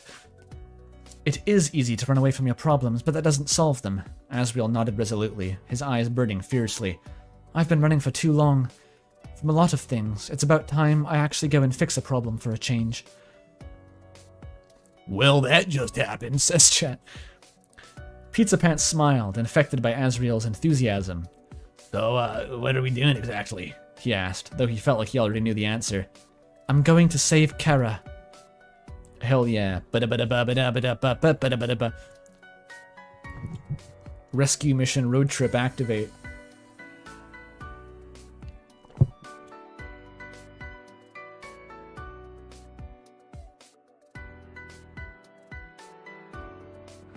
This Asriel is the mirror exact opposite of Roy's. It's true.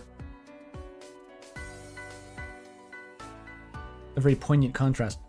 Oh, you can hear, if you listen carefully in the Toho music, you can hear that one Asian scale that's in every title screen track, as Toby Fox once said. That's how you know it's Toho. Oh, it's gone.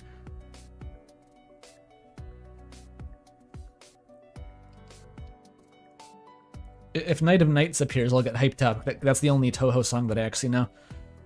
And apparently it's not even a real Toho song, it's like a remix of a different Toho song. So, fuck me, I guess.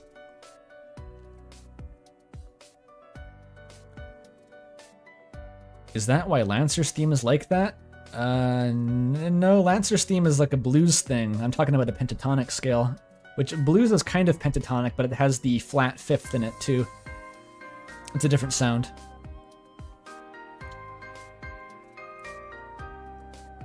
How much is there? Just curious? We're 2/3 of the way through. Making good progress, at least. We're in the third act now. Objective, save Kara. Prevent the plot of Undertale. It's Miyakobushi or something. That means something in Japanese. That could be a statement of like hate speech for all I know. But it probably means pentatonic scale. It was a serene and silent moonlit night as an old car slowly ground to a halt in front of the Ebbett College dormitories, fitting comfortably into the only parking spot left that sat directly in front of dorm 9, which was conveniently the dorm Asriel was staying at. Asriel's hands were shaking as he turned the key and turned off the car engine. His breath was erratic and his eyes were unfocused. He grabbed the steering wheel tightly in an attempt to ground himself. He felt himself calm down as he felt Pizzapants' comforting hand on his shoulder. He looked at his friend's face. "I don't think I can do this," Asriel muttered. Pizzapants put on his most encouraging smile. "You can do this," he reassured him. Moral support, Pizzapants.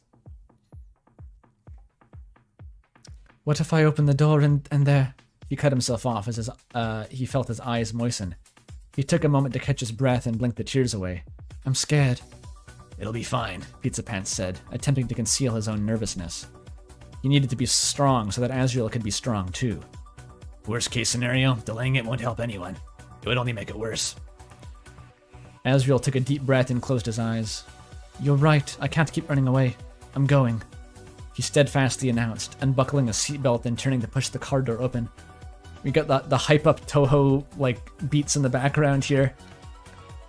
It's like the motivational montage music. It's not quite appropriate, but I don't know.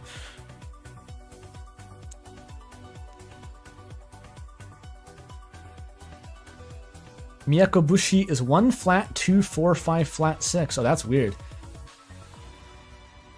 Hang on. Let me play the Miyakobushi quick. Just for a second here. I'm curious what it sounds like.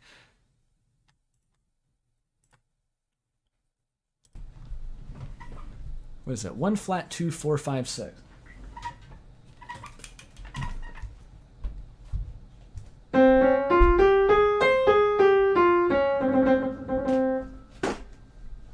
That does sound pretty Japanese, you're not wrong.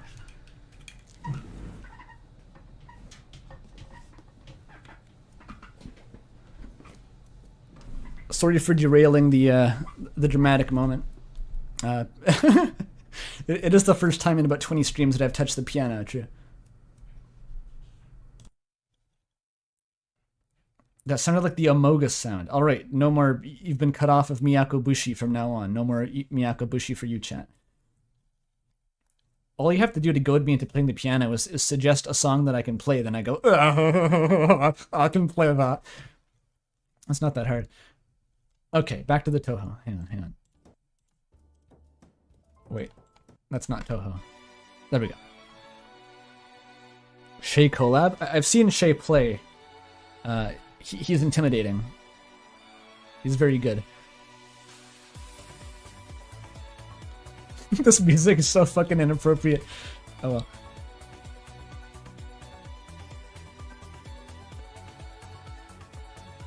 Wait, Pizzapants called out, reaching and grabbing his friend's hand as he was standing up. Asriel looked down at him, his amber eyes shining down on his expectantly. Pizzapants lost his words for a moment, leaving him a mere sputtering mess for a few seconds.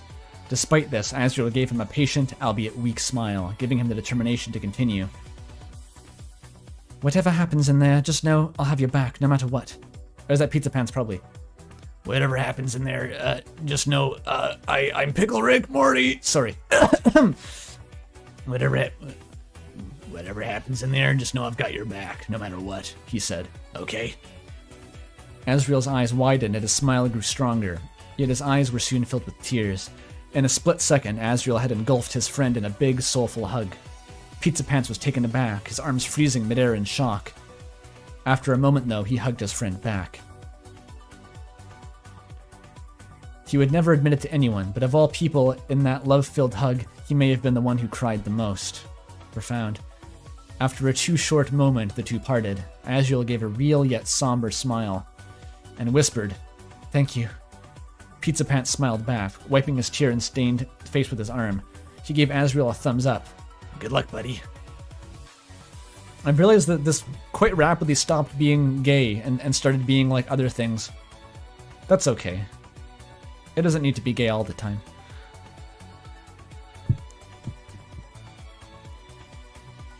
It just now hit me, by the way, that this is like unironic, some like Asriel x Kira shit, but in context it's not weird.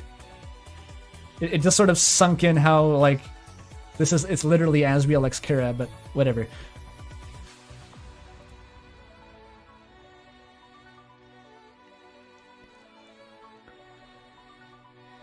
And so Asriel stepped out of the car and walked toward the imposing brick building, fumbling with his keys for a moment before pushing the door open and disappearing behind it.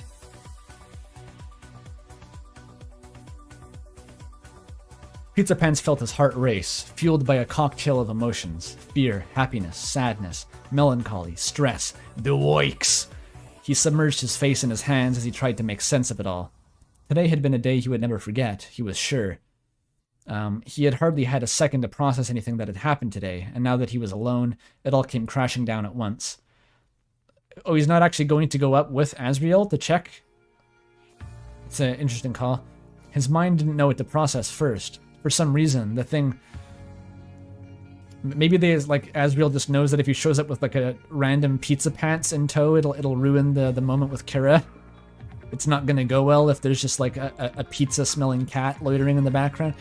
Maybe that's a good call.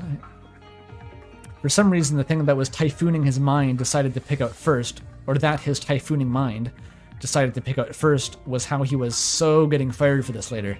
No question about it. Not only did he leave his job unannounced, but he also burned the sacred icy costume into a pile of dust. Oh, his boss was definitely going to kill him if he saw him again. Kira adopts Pizzapants. Fuck off, chat.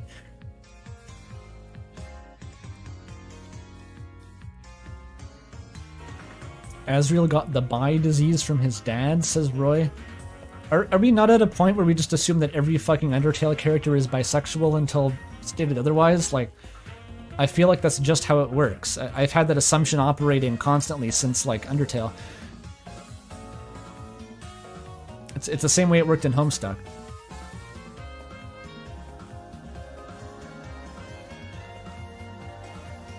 As soon as that realization hit him, a second, arguably more earth-shattering revelation revealed itself. He was in love with his best friend. God damn it. The gaze back. It's okay. Pizzapants almost automatically pulled out a cigarette to tame his tumultuous mind. Before lighting it, however, we have a lot of synonyms. I wish I had a synonym counter, like adjectives per Burger Pants' mind synonym counter. There's been a lot. Before lighting it, however, he quickly realized that Asriel wouldn't want him to smoke in the car. He pushed the door open and stepped outside onto the road. How considerate. So it's interesting we're sticking with Pizzapants' POV here. We don't actually get to see the Kira event. He lit up a cigarette in the tranquil night and took a deep drag. He cradled it in his lungs for a minute before releasing the noxious smoke. The CD with the ska could still be heard chugging along from within the car. But after everything that happened today, Pizzapants found out he didn't really mind the songs all that much anymore. He's become ska-pilled.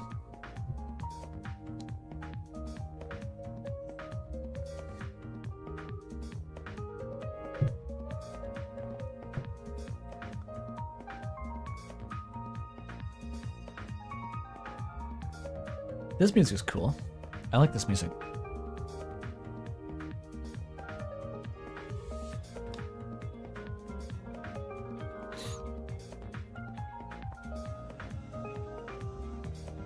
What does it remind me of? It's like something you'd hear like a new age Tetris soundtrack would have music like this. It's like a new age spa music, but good. That genre. Whatever you call that.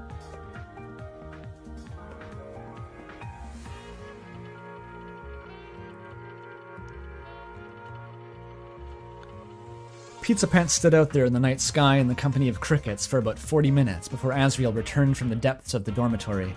By then, he had already gone through a good 4 cigarettes and had been circling around the same anxieties in his mind for some time. Question, Roserade. When you wrote this, did you immediately have to Google how long does it take to smoke a cigarette and then divide 40 by that number? Because that's what I would have done if I wrote that. I just want to confirm that real quick.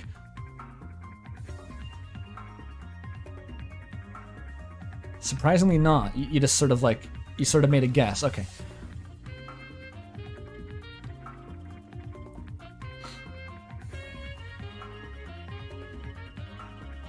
You did look up how long a mile was. Despite this, or maybe because of it, Pizzapants had his eyes firmly planted on the door to the dormitory's entrance the entire time. So he noticed immediately as the silhouette of his friend emerged in the darkness, accompanied by a second figure. We got Kara! Whoa, everybody! That's what I'm talking about! Yep! Oh, they got like the bebop sax. Hell yeah. That moment when the bebop sax comes in over the ambient spa music and Kara was there. That's what I live for.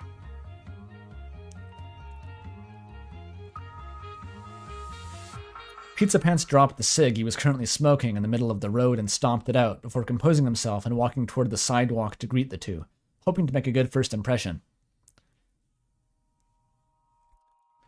Asriel was smiling, not a forced smile at all, a real, genuine smile. The fur on his face was still ruffled, with dry tails of tears still visible. Next to him stood a considerably shorter human with straight hair the color of cinnamon.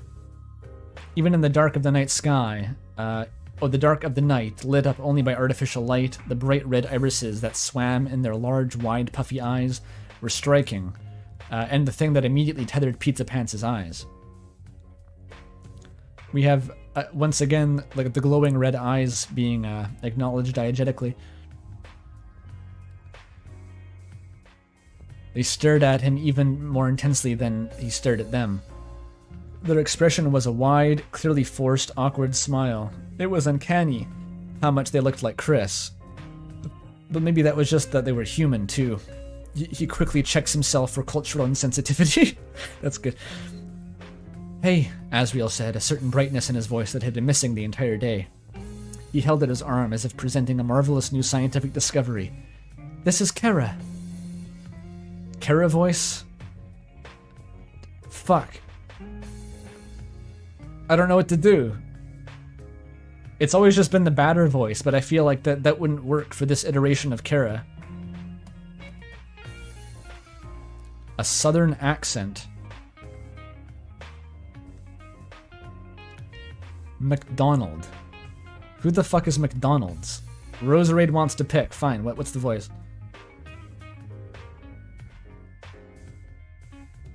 Batter, but they slay. I don't... If anyone can do that voice and, like, send me a recording, I don't know. I'll be impressed. I'm not sure I want to offer an explicit reward. I would be impressed, though. Katra from Shira. I don't know who that is. Do the German rat... I could look it up, I guess? Hang on. Open a fourth YouTube tab.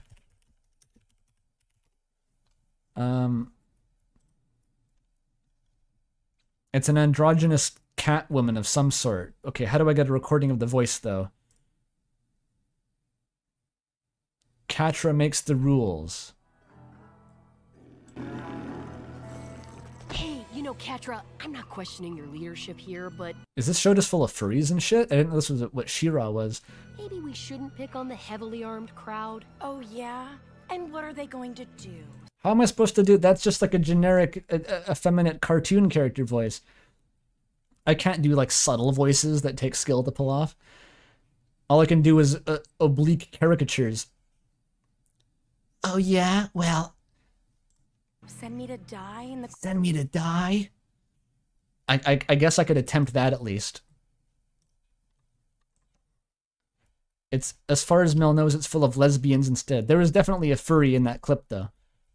Catch was the only furry. There was literally another furry in the background of the one clip that I've ever seen of the show. It's for furry lesbians. That's a demographic, yeah.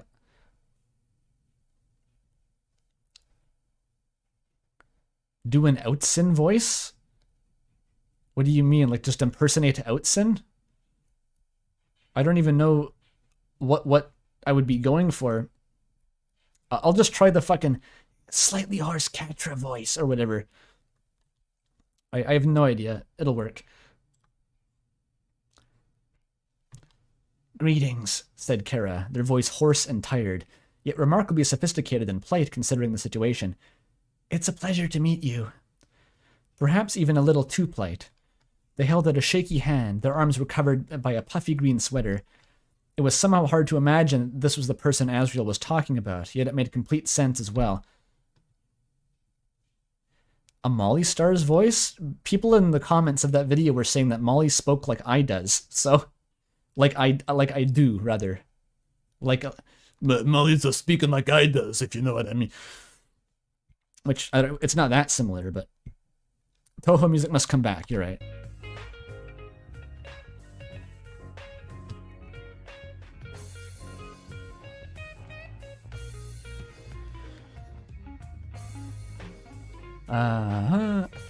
It was somehow hard to imagine, etc. Pizzapants took their calloused and dry hands.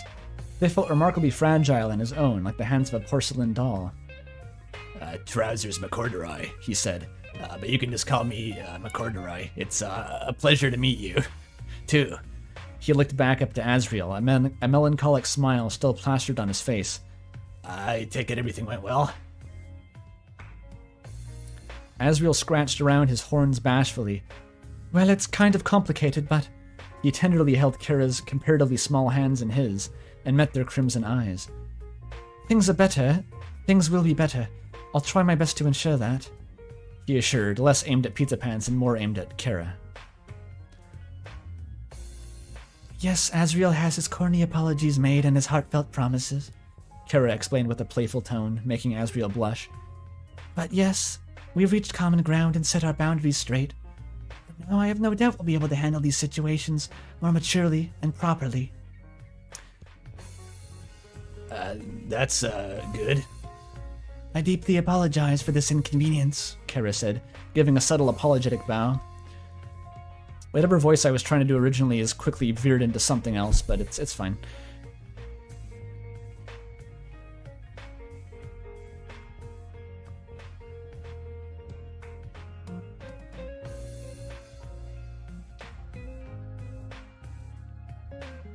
Pizzapants waved his hands out in front of him as if trying to dispel a haze.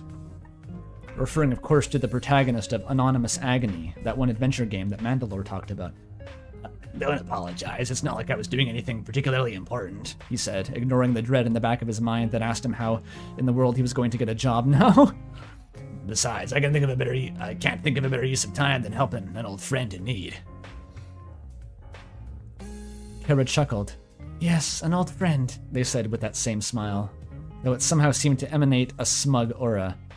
Pizzapants' eye twitched, and he would briefly wonder if those large red orbs that Kara's eyes have the uncanny power to dig deep into his labyrinthine mind and discover its secrets that remained buried to him, even to him so easily. This sentence is all to say Pizzapants wondered if Kara had gaydar. Welp, Asriel suddenly said, maybe a little too loudly. It's getting ridiculously late, and I need to get McCorduroy back to Homestown. I have to imagine that he's exhausted by this point, and there's no room for him in the dorm, so I'll be driving him back. It's okay, Azzy. We can all share a bed, right? I have to imagine that he's exhausted, etc. So I'll be driving him back. It should be about 2 hours round trip. He returned to Kara and crouched to be at eye level with them. You'll be okay, right? Or would you rather come with us? Do not bring Kara within like a kilometer of Chris. If they touch, they'll like axiomatically annihilate or something. The time stream will explode.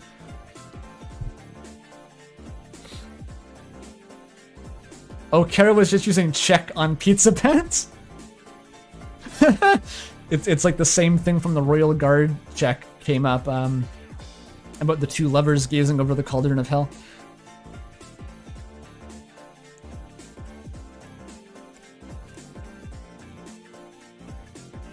Fucking groovy music. It's getting a bit too loud though, unfortunately. Do not worry, they whispered back. I am pretty tired myself, so I'll be going back to bed now. Even in the worst case scenario, you've locked the knife in the drawer, so I'll survive. They got in closer to his ear and whispered in his ear even more quietly, making sure that Pizzapants wouldn't hear. Besides, I wanted to give you two some alone time so you can figure out your feelings. Asriel blushed and stole a glance at Pizzapants through the corner of his eyes. They giggled and gave Asriel a partial hug, which he gladly reciprocated. He hugged them tightly, yet tenderly, like a mother afraid of losing her beloved child. It's a reference to something, but I can't say what. Kara placed their face in the crick of Asriel's neck. It fit like a carefully fitted glove, his fur obscuring their face and absorbing their melancholy. After a long moment, the two separated, but not before Kara whispered something into Azzy's big fuzzy ears. Good luck, Casanova. Are you sure this is Azzypants? This seems a lot like Asriel. Just saying, or, you know, we've established that. I feel like the polycule is on the table based on how Asriel's described the relationship anyway, so whatever. Let's not be fussy about it.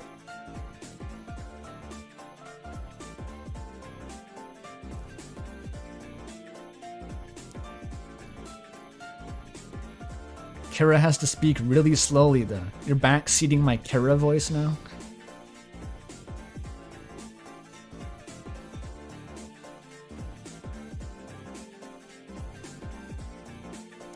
Fuck Asriel, I'm a homies who's Azzypants. Just go with the flow, says Remnant. Okay. Okay. Can I get the Donkey Kong? Okay. Okay. Okay. Okay. Okay. I'm not quite getting it. Okay. I'll stop. Asriel and Pizzapants waved goodbye to Kara as they headed back inside the modestly designed brick building, leaving Asriel and Pizzapants alone into the night sky. They were in silence for a moment as Pizzapants looked up at the black blanket above. He noticed that here in the city they could hardly see any stars spread across that black void of space, whereas in rural hometown they could only see them, one could see them line the sky like beautiful gems across a cavernous ceiling. Or precious diamonds decorating a radiant princess's wedding dress. I'm not sure what that's a reference to, but you know. And the jewel box heavens rotated onward into the relentless future, or something, some such. Ooh, banana, says chat. What happened to this channel? Nothing. It's always been like this. I don't know what you're referring to. It's a reference to the death of Queen Elizabeth. Oh, yeah, that checks out.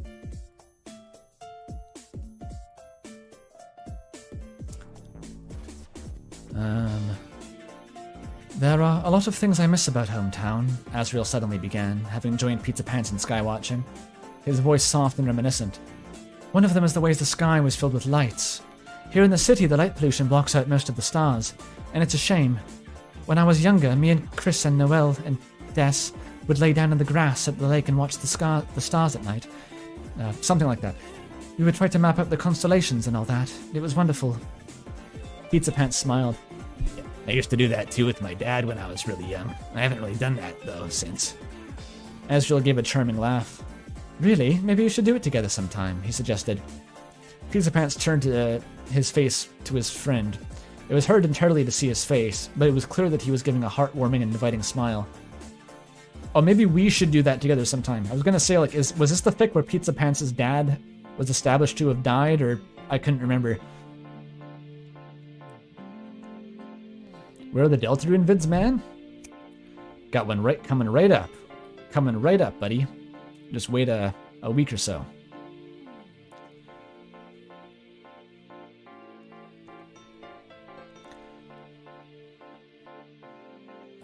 Really? Asriel's face flushed and he flailed his arms around. Flailed his arms? Just did the Chad stride real quick. I mean, if you want to, that is. He was flustered. After a moment, he calmed down and clarified. I just thought it's really something special and beautiful, and I thought maybe after everything we've been through, you're someone special enough to share that experience with. You're the only one who understands me, Pizzapants. Pizzapants felt a great force strike his heart, one he had never felt quite so strongly. It pushed out the air from his lungs suddenly. He felt heat surge through his body and his mind haze, replacing all thoughts with Asriel, Asriel, Asriel. His vision tunneled until he could see nothing but Asriel. It felt as if he could never see anything so properly in his life. He saw every detail of his friend he had never noticed before. His goofy smile, his greasy hair, his charming laugh, his gleaming, captivating eyes, his soft, gentle yaoi hands. Before he realized it, he had taken Asriel's hands in his. Least gay Deltarune fanfic, says chat. True.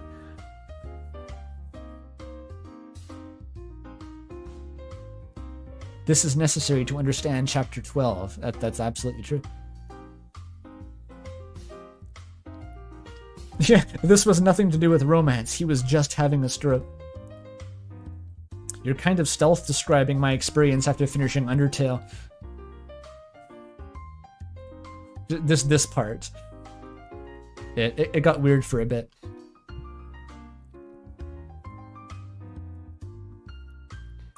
Uh-huh. Asriel spluttered embarrassedly, clearly caught off guard. His white fur could no longer hide his red blush. Monsters have blood, once again. Pizzapants felt something sour catch in his throat. He had no idea, he had no clue what to say now, and Asriel was looking at him expectantly. When he opened his mouth, finally to speak, this is what he said. Well, yeah, we should get going now. It's pretty late, huh? One time I went to Chili's. Pizzapants internally kicked, punched, and generally pummeled himself internally for this astronomical blunder. What he wanted to say is, let's fuck. Oh, Asriel exclaimed in response, a twinge of disappointment coating his voice. You're right, let's get going, he said, letting go of his friend's hands and entering the driver's seat of the car. Pizzapants quickly rushed to the passenger seat, his spirits lower than they ever had been in many years. He braced himself for an incredibly awkward ride back. From a window in the dormitories, Kara watched, entertained, taking a sporadic sip of their chalky milk as they watched the car drive away. They shook their head. That's the true Kara grind set. Suicidally depressed and chalky milk. Those are the two ingredients. What a couple of losers, they said. Where were they watching the stars from? I didn't interpret that as being visible from the window.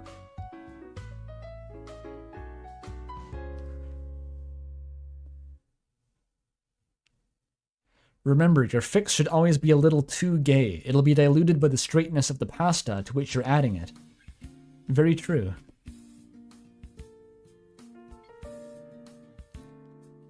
Love the chalky milk. They were just outside, okay.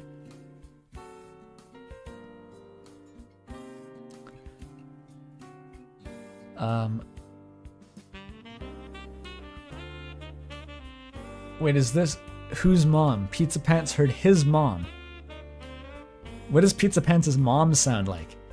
Hey, sweetie, can you be a dear and go buy some milk? Mommy. Can I do the Marge? Hey, sweetie, can you be a dear and go buy some milk? Fuck, that's not even close to Marge. That's something else. That's all I got. Mike's to Classa? If Pizzapants has a dad, it'll be Mike's to Classa. The old fish from SpongeBob? Sweetie. Oh, what was that? Hey, sweetie! I can't do it. I'm not gonna try anymore, it's fine. Could he be a dear and go out and buy some milk? Pizzapants heard his mom call out from her study between her many meetings. Yeah, Ma, I'll get right on that. He yelled back his reply before putting on his sneakers and jacket, before heading out the door to their flat. The first thing he noticed when he left the apartment was the particular cool wind that seemed to be coming, that sent a concerning chill up his spine. The weather in Hometown had been incredibly dynamic these past few days, with the heat wave followed by a storm and now this northern wind. It was nuts. That sounds completely normal for where I live. I don't know what to tell you. Before long, Pizzapants had arrived at the grocery store and pushed open the door. Actually, that's a lie. There's no thunderstorms here, usually. He saw a familiar skeleton sitting behind the counter with his legs crossed on top of the counter, next to a conspicuous bell. He was reading a car magazine. To this day, no one knows where the car magazine Sans lore comes from. The magazine was upside down. The skeleton made no sign of having noticed the new customer, simply continuing to read the magazine.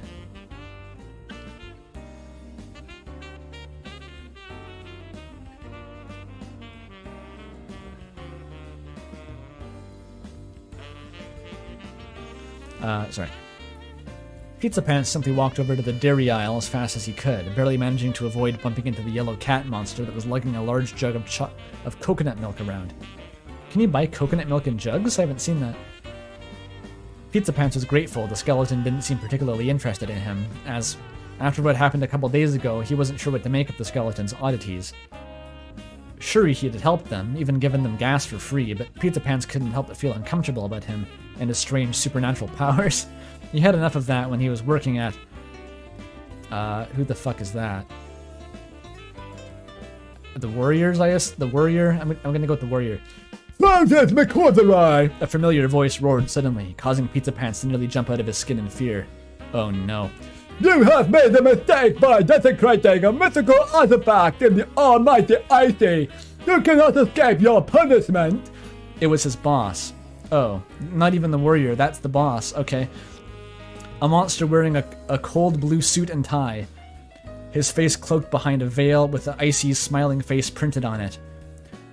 Desperately, Pizzapants attempted to dive into the freezer with all the milk, only to very abruptly discover the fridge could not contain a gamely adult monster like him. Needless to say, there was plenty of reasons to cry over spilled milk that day. Soaked in the creamy white liquid, you just wanted to get this phrase into the fic, didn't you? Pizzapants looked up at the livid outline of his boss, staring down at him. He automatically put up an unsettling customer service smile to make a feeble attempt to mitigate the inevitable damage. The eyes of the icy face staring down at him seemed to glow red with rage. Icy is not pleased with you, his boss gravely stated. I may be a merciful soul, but I am not one who will judge your actions and decide on the punishment, and Icy is not so merciful. The eyes on the mask grew brighter yet more intense. Icy's smile grew yet sadistically wider. Pizzapants pressed his eyes shut tightly, bracing for his imminent destruction. It's milking time, says Outsin. Oh, it sure is.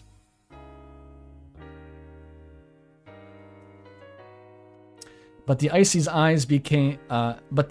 eye beams of death and doom didn't come, and he was still alive.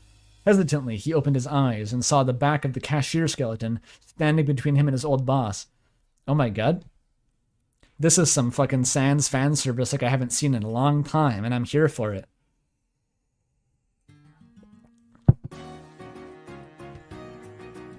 He saw the skeleton cashier standing between him and his old boss. Oh, I think I recognize this chord progression here. This may have been one of the ones that Mel has sent and I've listened to.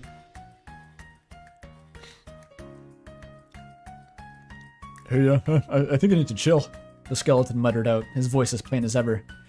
Even what would usually come off as an awkward laugh came off as remarkably nonchalant. The boss scoffed. Do not get in between me and my business, bag. This is between me and my employee. Sans looked back to Pizzapants, knelt down in a puddle of milk. Pizzapants stared back at him, his eyes silently pleading for aid.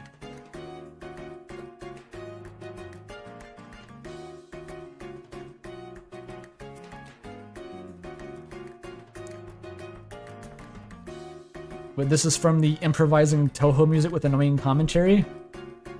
This doesn't sound like, Apple Disaster to me. Here's my excuse to play the piano on stream, actually. Hang on. I'll do a shitty rendition of Apple Disaster real quick.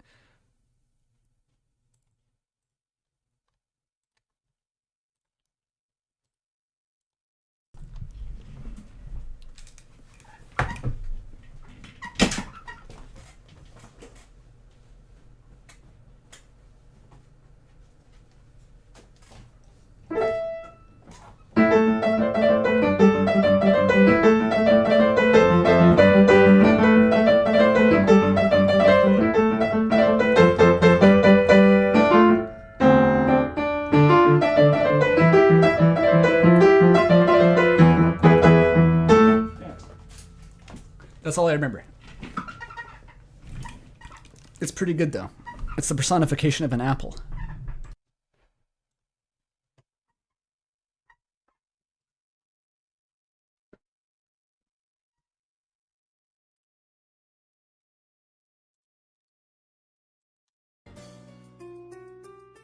Back to business.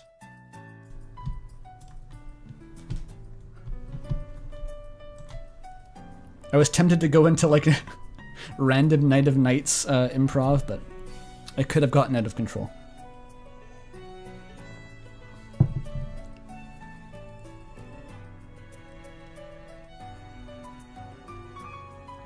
What did Zun say when they were playing Riichi Mahjong? I don't know. Outson, I don't know the answer to that question.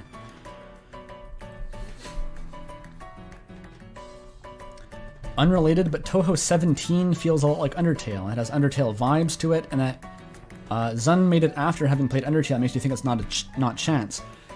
That's fascinating. I didn't know that there were 17 Touhous, for starters. That's a lot. I'm also curious how it would feel like Undertale.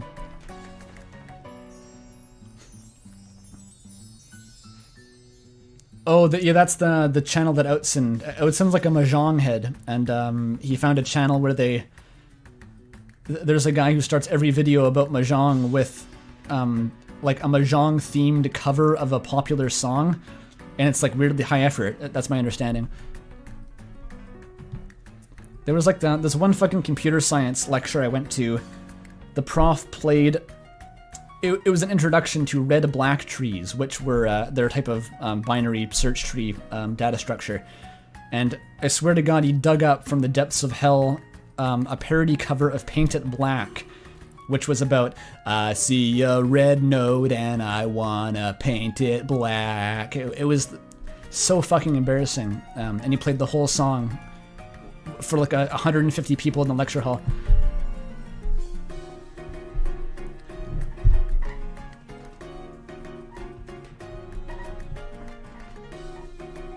Everyone wants Outson to link the Mahjong channel. You know what, Outson? You can. I'll make you a mod so you can link the channel.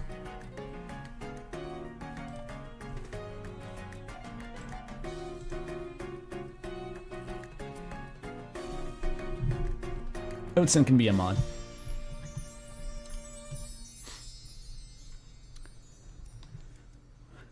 The boss scoffed. Yeah, okay. Pleading for aid. Sans turned back to the furious monster that stood in front of him. You see, it seems like you've made a mistake. He explained. A mistake? The boss replied indignantly. You insinuate that I, the almighty icy, most humble servant, could simply have made an error. I've just realized what voice I'm channeling for the icy guy. That's how the fucking meme speaks from the Ring of the Nibelungen adventure game from like the late 90s that Mandalore covered. Does anyone know the Ring of the Nibelungen adventure game? It's a real thing. It's a fucking fever dream. There's a character who just speaks like that all the time. Doesn't ring a bell? It's by Mandalore. People know Mandalore, right? He does like game reviews and stuff. Oh well, you can find it if you want.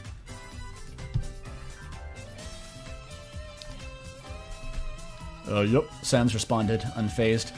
You see this fellow right here? He began motioning toward Pizzapants. He's actually my employee. His name's, He looked at Pizzapants, who received the cue. Milk Pants. He blurted thoughtlessly. I'm a Milk Pants. Sans turned back to the man, his static smile somewhat smug now. Yeah, that's him. So you see, you got the wrong guy, sorry to say. The man stared at the skeleton in silence, his emotions inscrutable as the veil obscured their possible reactions. The skeleton stared at him, his eyelights intensely still. So Sans has thrown a sock to Dobby, so to speak. The man huffed. I understand, Mr. Skeleton, he relented. I am sorry for this misunderstanding. I hope that your employee has a good day. May I see you look down upon both of you kindly? He said as he turned away and marched out of the store, clearly unhappy.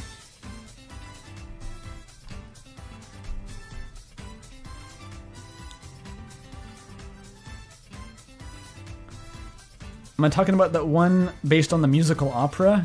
It's not an opera, it's a Gesamtkunstwerk. The Wagner Society will have you know.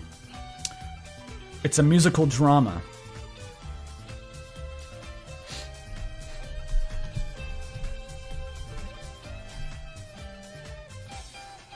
Milk Pants finally let out a heavy sigh of relief, emptying his lungs of what felt like tons of air. He saw the skeleton in front of him extend a gloved hand. Sans wears gloves? He grabbed it and got it from the milk lake around his buttocks. After a moment of shaking off the milk from his pants, Milk Pants finally spoke again. Thanks, again. Oh, don't mention it. I'd say you're a cool guy, but something tells me you're in no mood to hear those sort of puns right now. Yeah, I know. Sans put a hand up to his bony cheek. It's a shame, though, he stated vaguely. Now you don't got a job, right? It's not an opera, it's a Gasflaborber. literally correct, yeah. Fucking Wagner and his Gasflaborbers.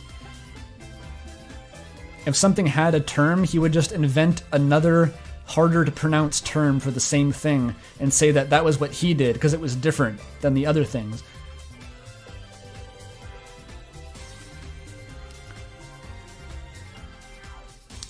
Milk Pants frowned. No, I got nothing now, and it's not like there's any place that'll hire me, especially after I fumbled my QC's interview.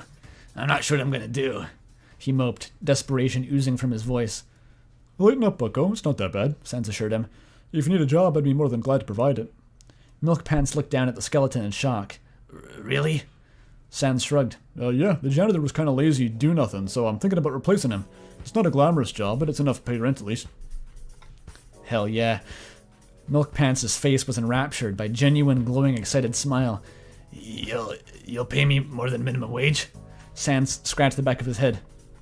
Yeah, no skin off my back, he said with a wink. Milk Pants could feel his eyes begin to water. He tipped his head toward the short skeleton.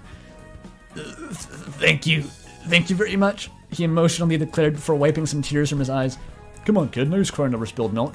You already made that joke, Roserade. I'm gonna have to deduct points for that. I'll give you a bucket and a mop and you can start your job right now. Pizzapants sniffed, overcome with relief and gratitude. Yes, sir. Yes, sir. No, sir? No need for such formalities. I'm just the assistant janitor after all. Wait, Sans hired Pizzapants to be his own boss. Wonderful. To be fair, that's exactly what happened at the in the plot of the game Control as well. You get hired as the assistant janitor and immediately become the director of the facilities, the director of the SCP Foundation. Shoutouts to Ati, by the way.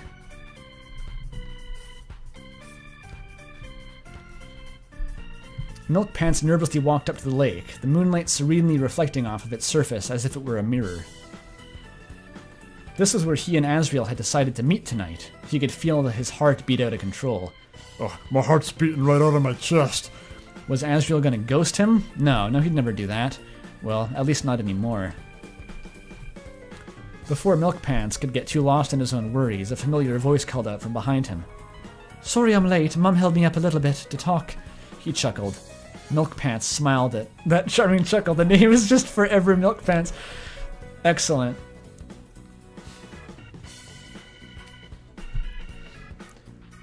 I understand, he assured him. How's that been going, by the way? Being back with your family, that is. Better than expected, Asriel announced with an awkward laugh. I explained everything and introduced them to Kara, and they seemed very supportive. Chris doesn't really like Kara. No, I told you, don't let them make contact. But that was to be expected. They'll warm up to each other soon enough, though. I just know it. They're very similar. They'll probably have a lot to bond over. Like glowering. And being sullen. That's great, Milk Pants replied, ignoring the impatient part of him that just wanted to get to the point of this meeting. I heard you got a new job. How's that been going? Asked Asriel.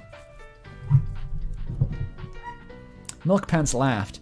Well, it's better than Icy's for sure. One thing, I'm actually getting paid more than minimum wage this time. Really? That's wonderful, Asriel excitedly cheered.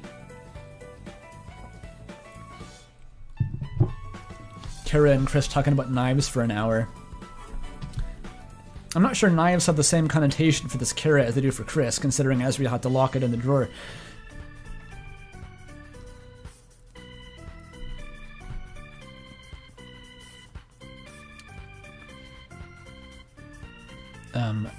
Yeah, no clue how that bag of bones gets that money. In fact, I'm still completely perplexed by everything about him, but you know how it is. Like I said, it's best not to look a gift horse in the mouth. Asriel nodded, still dumbly smiling. With the paychecks he keeps giving me, I might actually be able to afford to go to college next year. Really? Asriel shrieked, bursting with joy at infectious excitement. That's incredible! You can come to Ebbot College too! We can hang out in the city together! Kara and Chris build up speed for 12 hours? Why does that kind of make sense somehow? It makes no sense, but somehow there's something to that.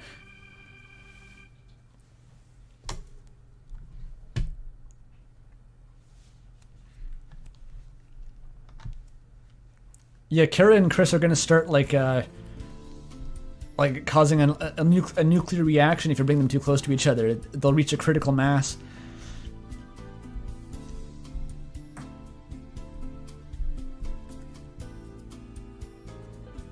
Kara and Chris are different because one of them likes Hershey's and the other likes Cadbury. Which is which, I wonder?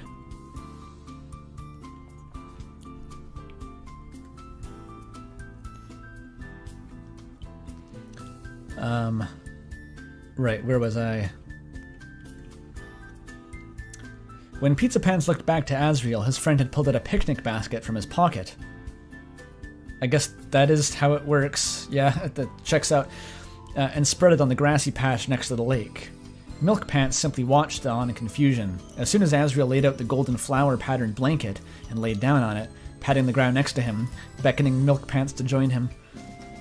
That's an extremely weird vibe. Sitting on fake golden flowers with Asriel. I made this mat to resemble a simulacra of my friend's grave in Undertale. Still a little lost, Milk Pants complied. The two friends laid down together, staring up at the star-filled night sky. They could see countless constellations cover the dark drapery above them, shining and blinking as if alive. A beautiful light show for the patient, the quiet, and the romantic. What do you mean I skipped half the fic? Are you talking to someone in chat? I skipped part of the fic. What?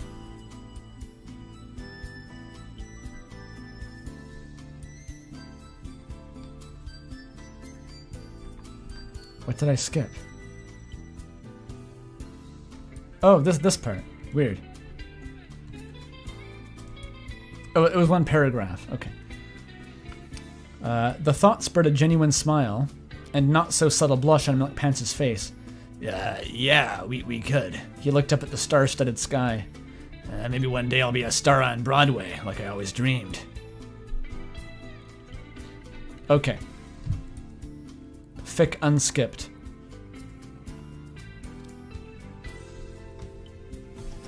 I really miss this, Asriel muttered nostalgically. Milk Pants simply smiled as he remembered of the times he used to do this with his late father, charting Ursa Major and Minor along that dark canvas.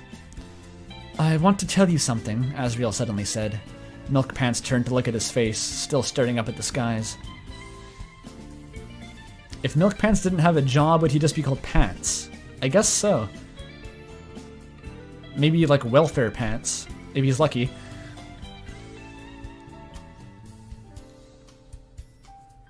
in 2030, he will be universal basic income pants.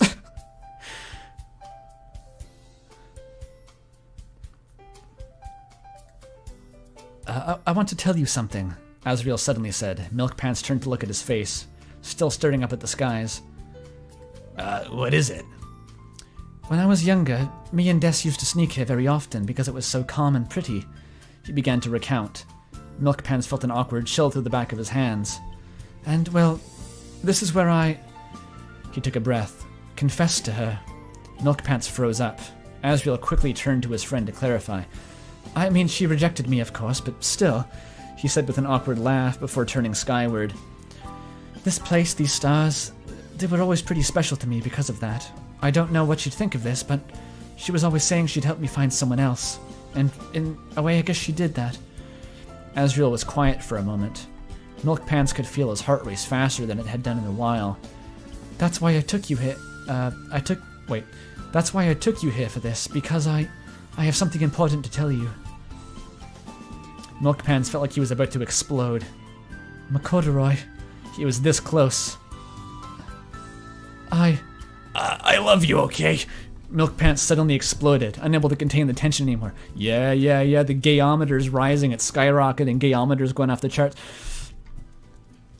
His face was as red as a lobster, and he put his hands up to cover his mouth, realizing what he had just done.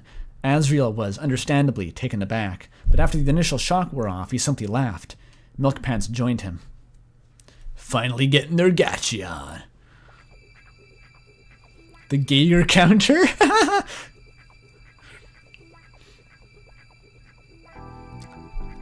Yeah, that's what I wanted to say, He responded between giggles. Once the two had calmed down a little more, Asriel grabbed Milk Pants' comparatively small hands in his.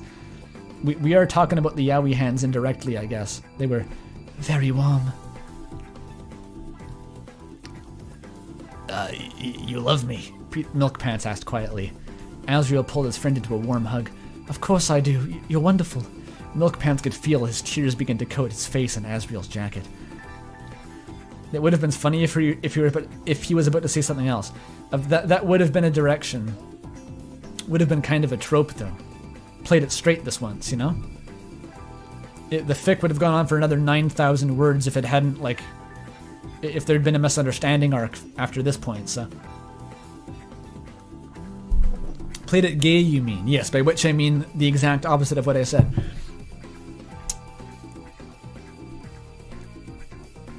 After a few more tender moments, the two slowly parted.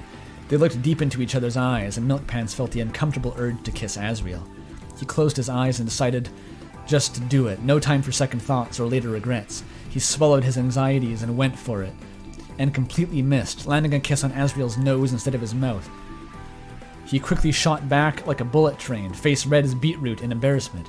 Asriel was laughing warmly. It must be kind of awkward, you know, they're just like getting the two weird furry muzzles to like make contact correctly. It's probably not easy. Asriel was laughing warmly. Next time, let me try, alright? Asriel asked, and so he did, and they did it many more times that night, under the lone, watchful eyes of the stars. These gays are pissing me off. I'm the original Starwalker. Damn right, Starwalker.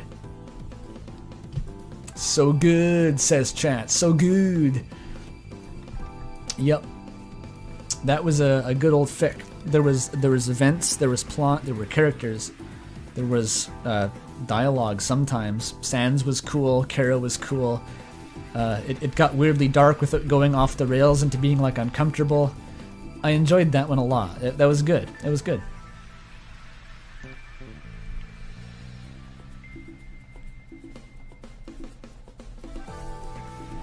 The original Starwalker was in sight the whole time, but just was never described with the narration, right? It was hovering in front of the camera.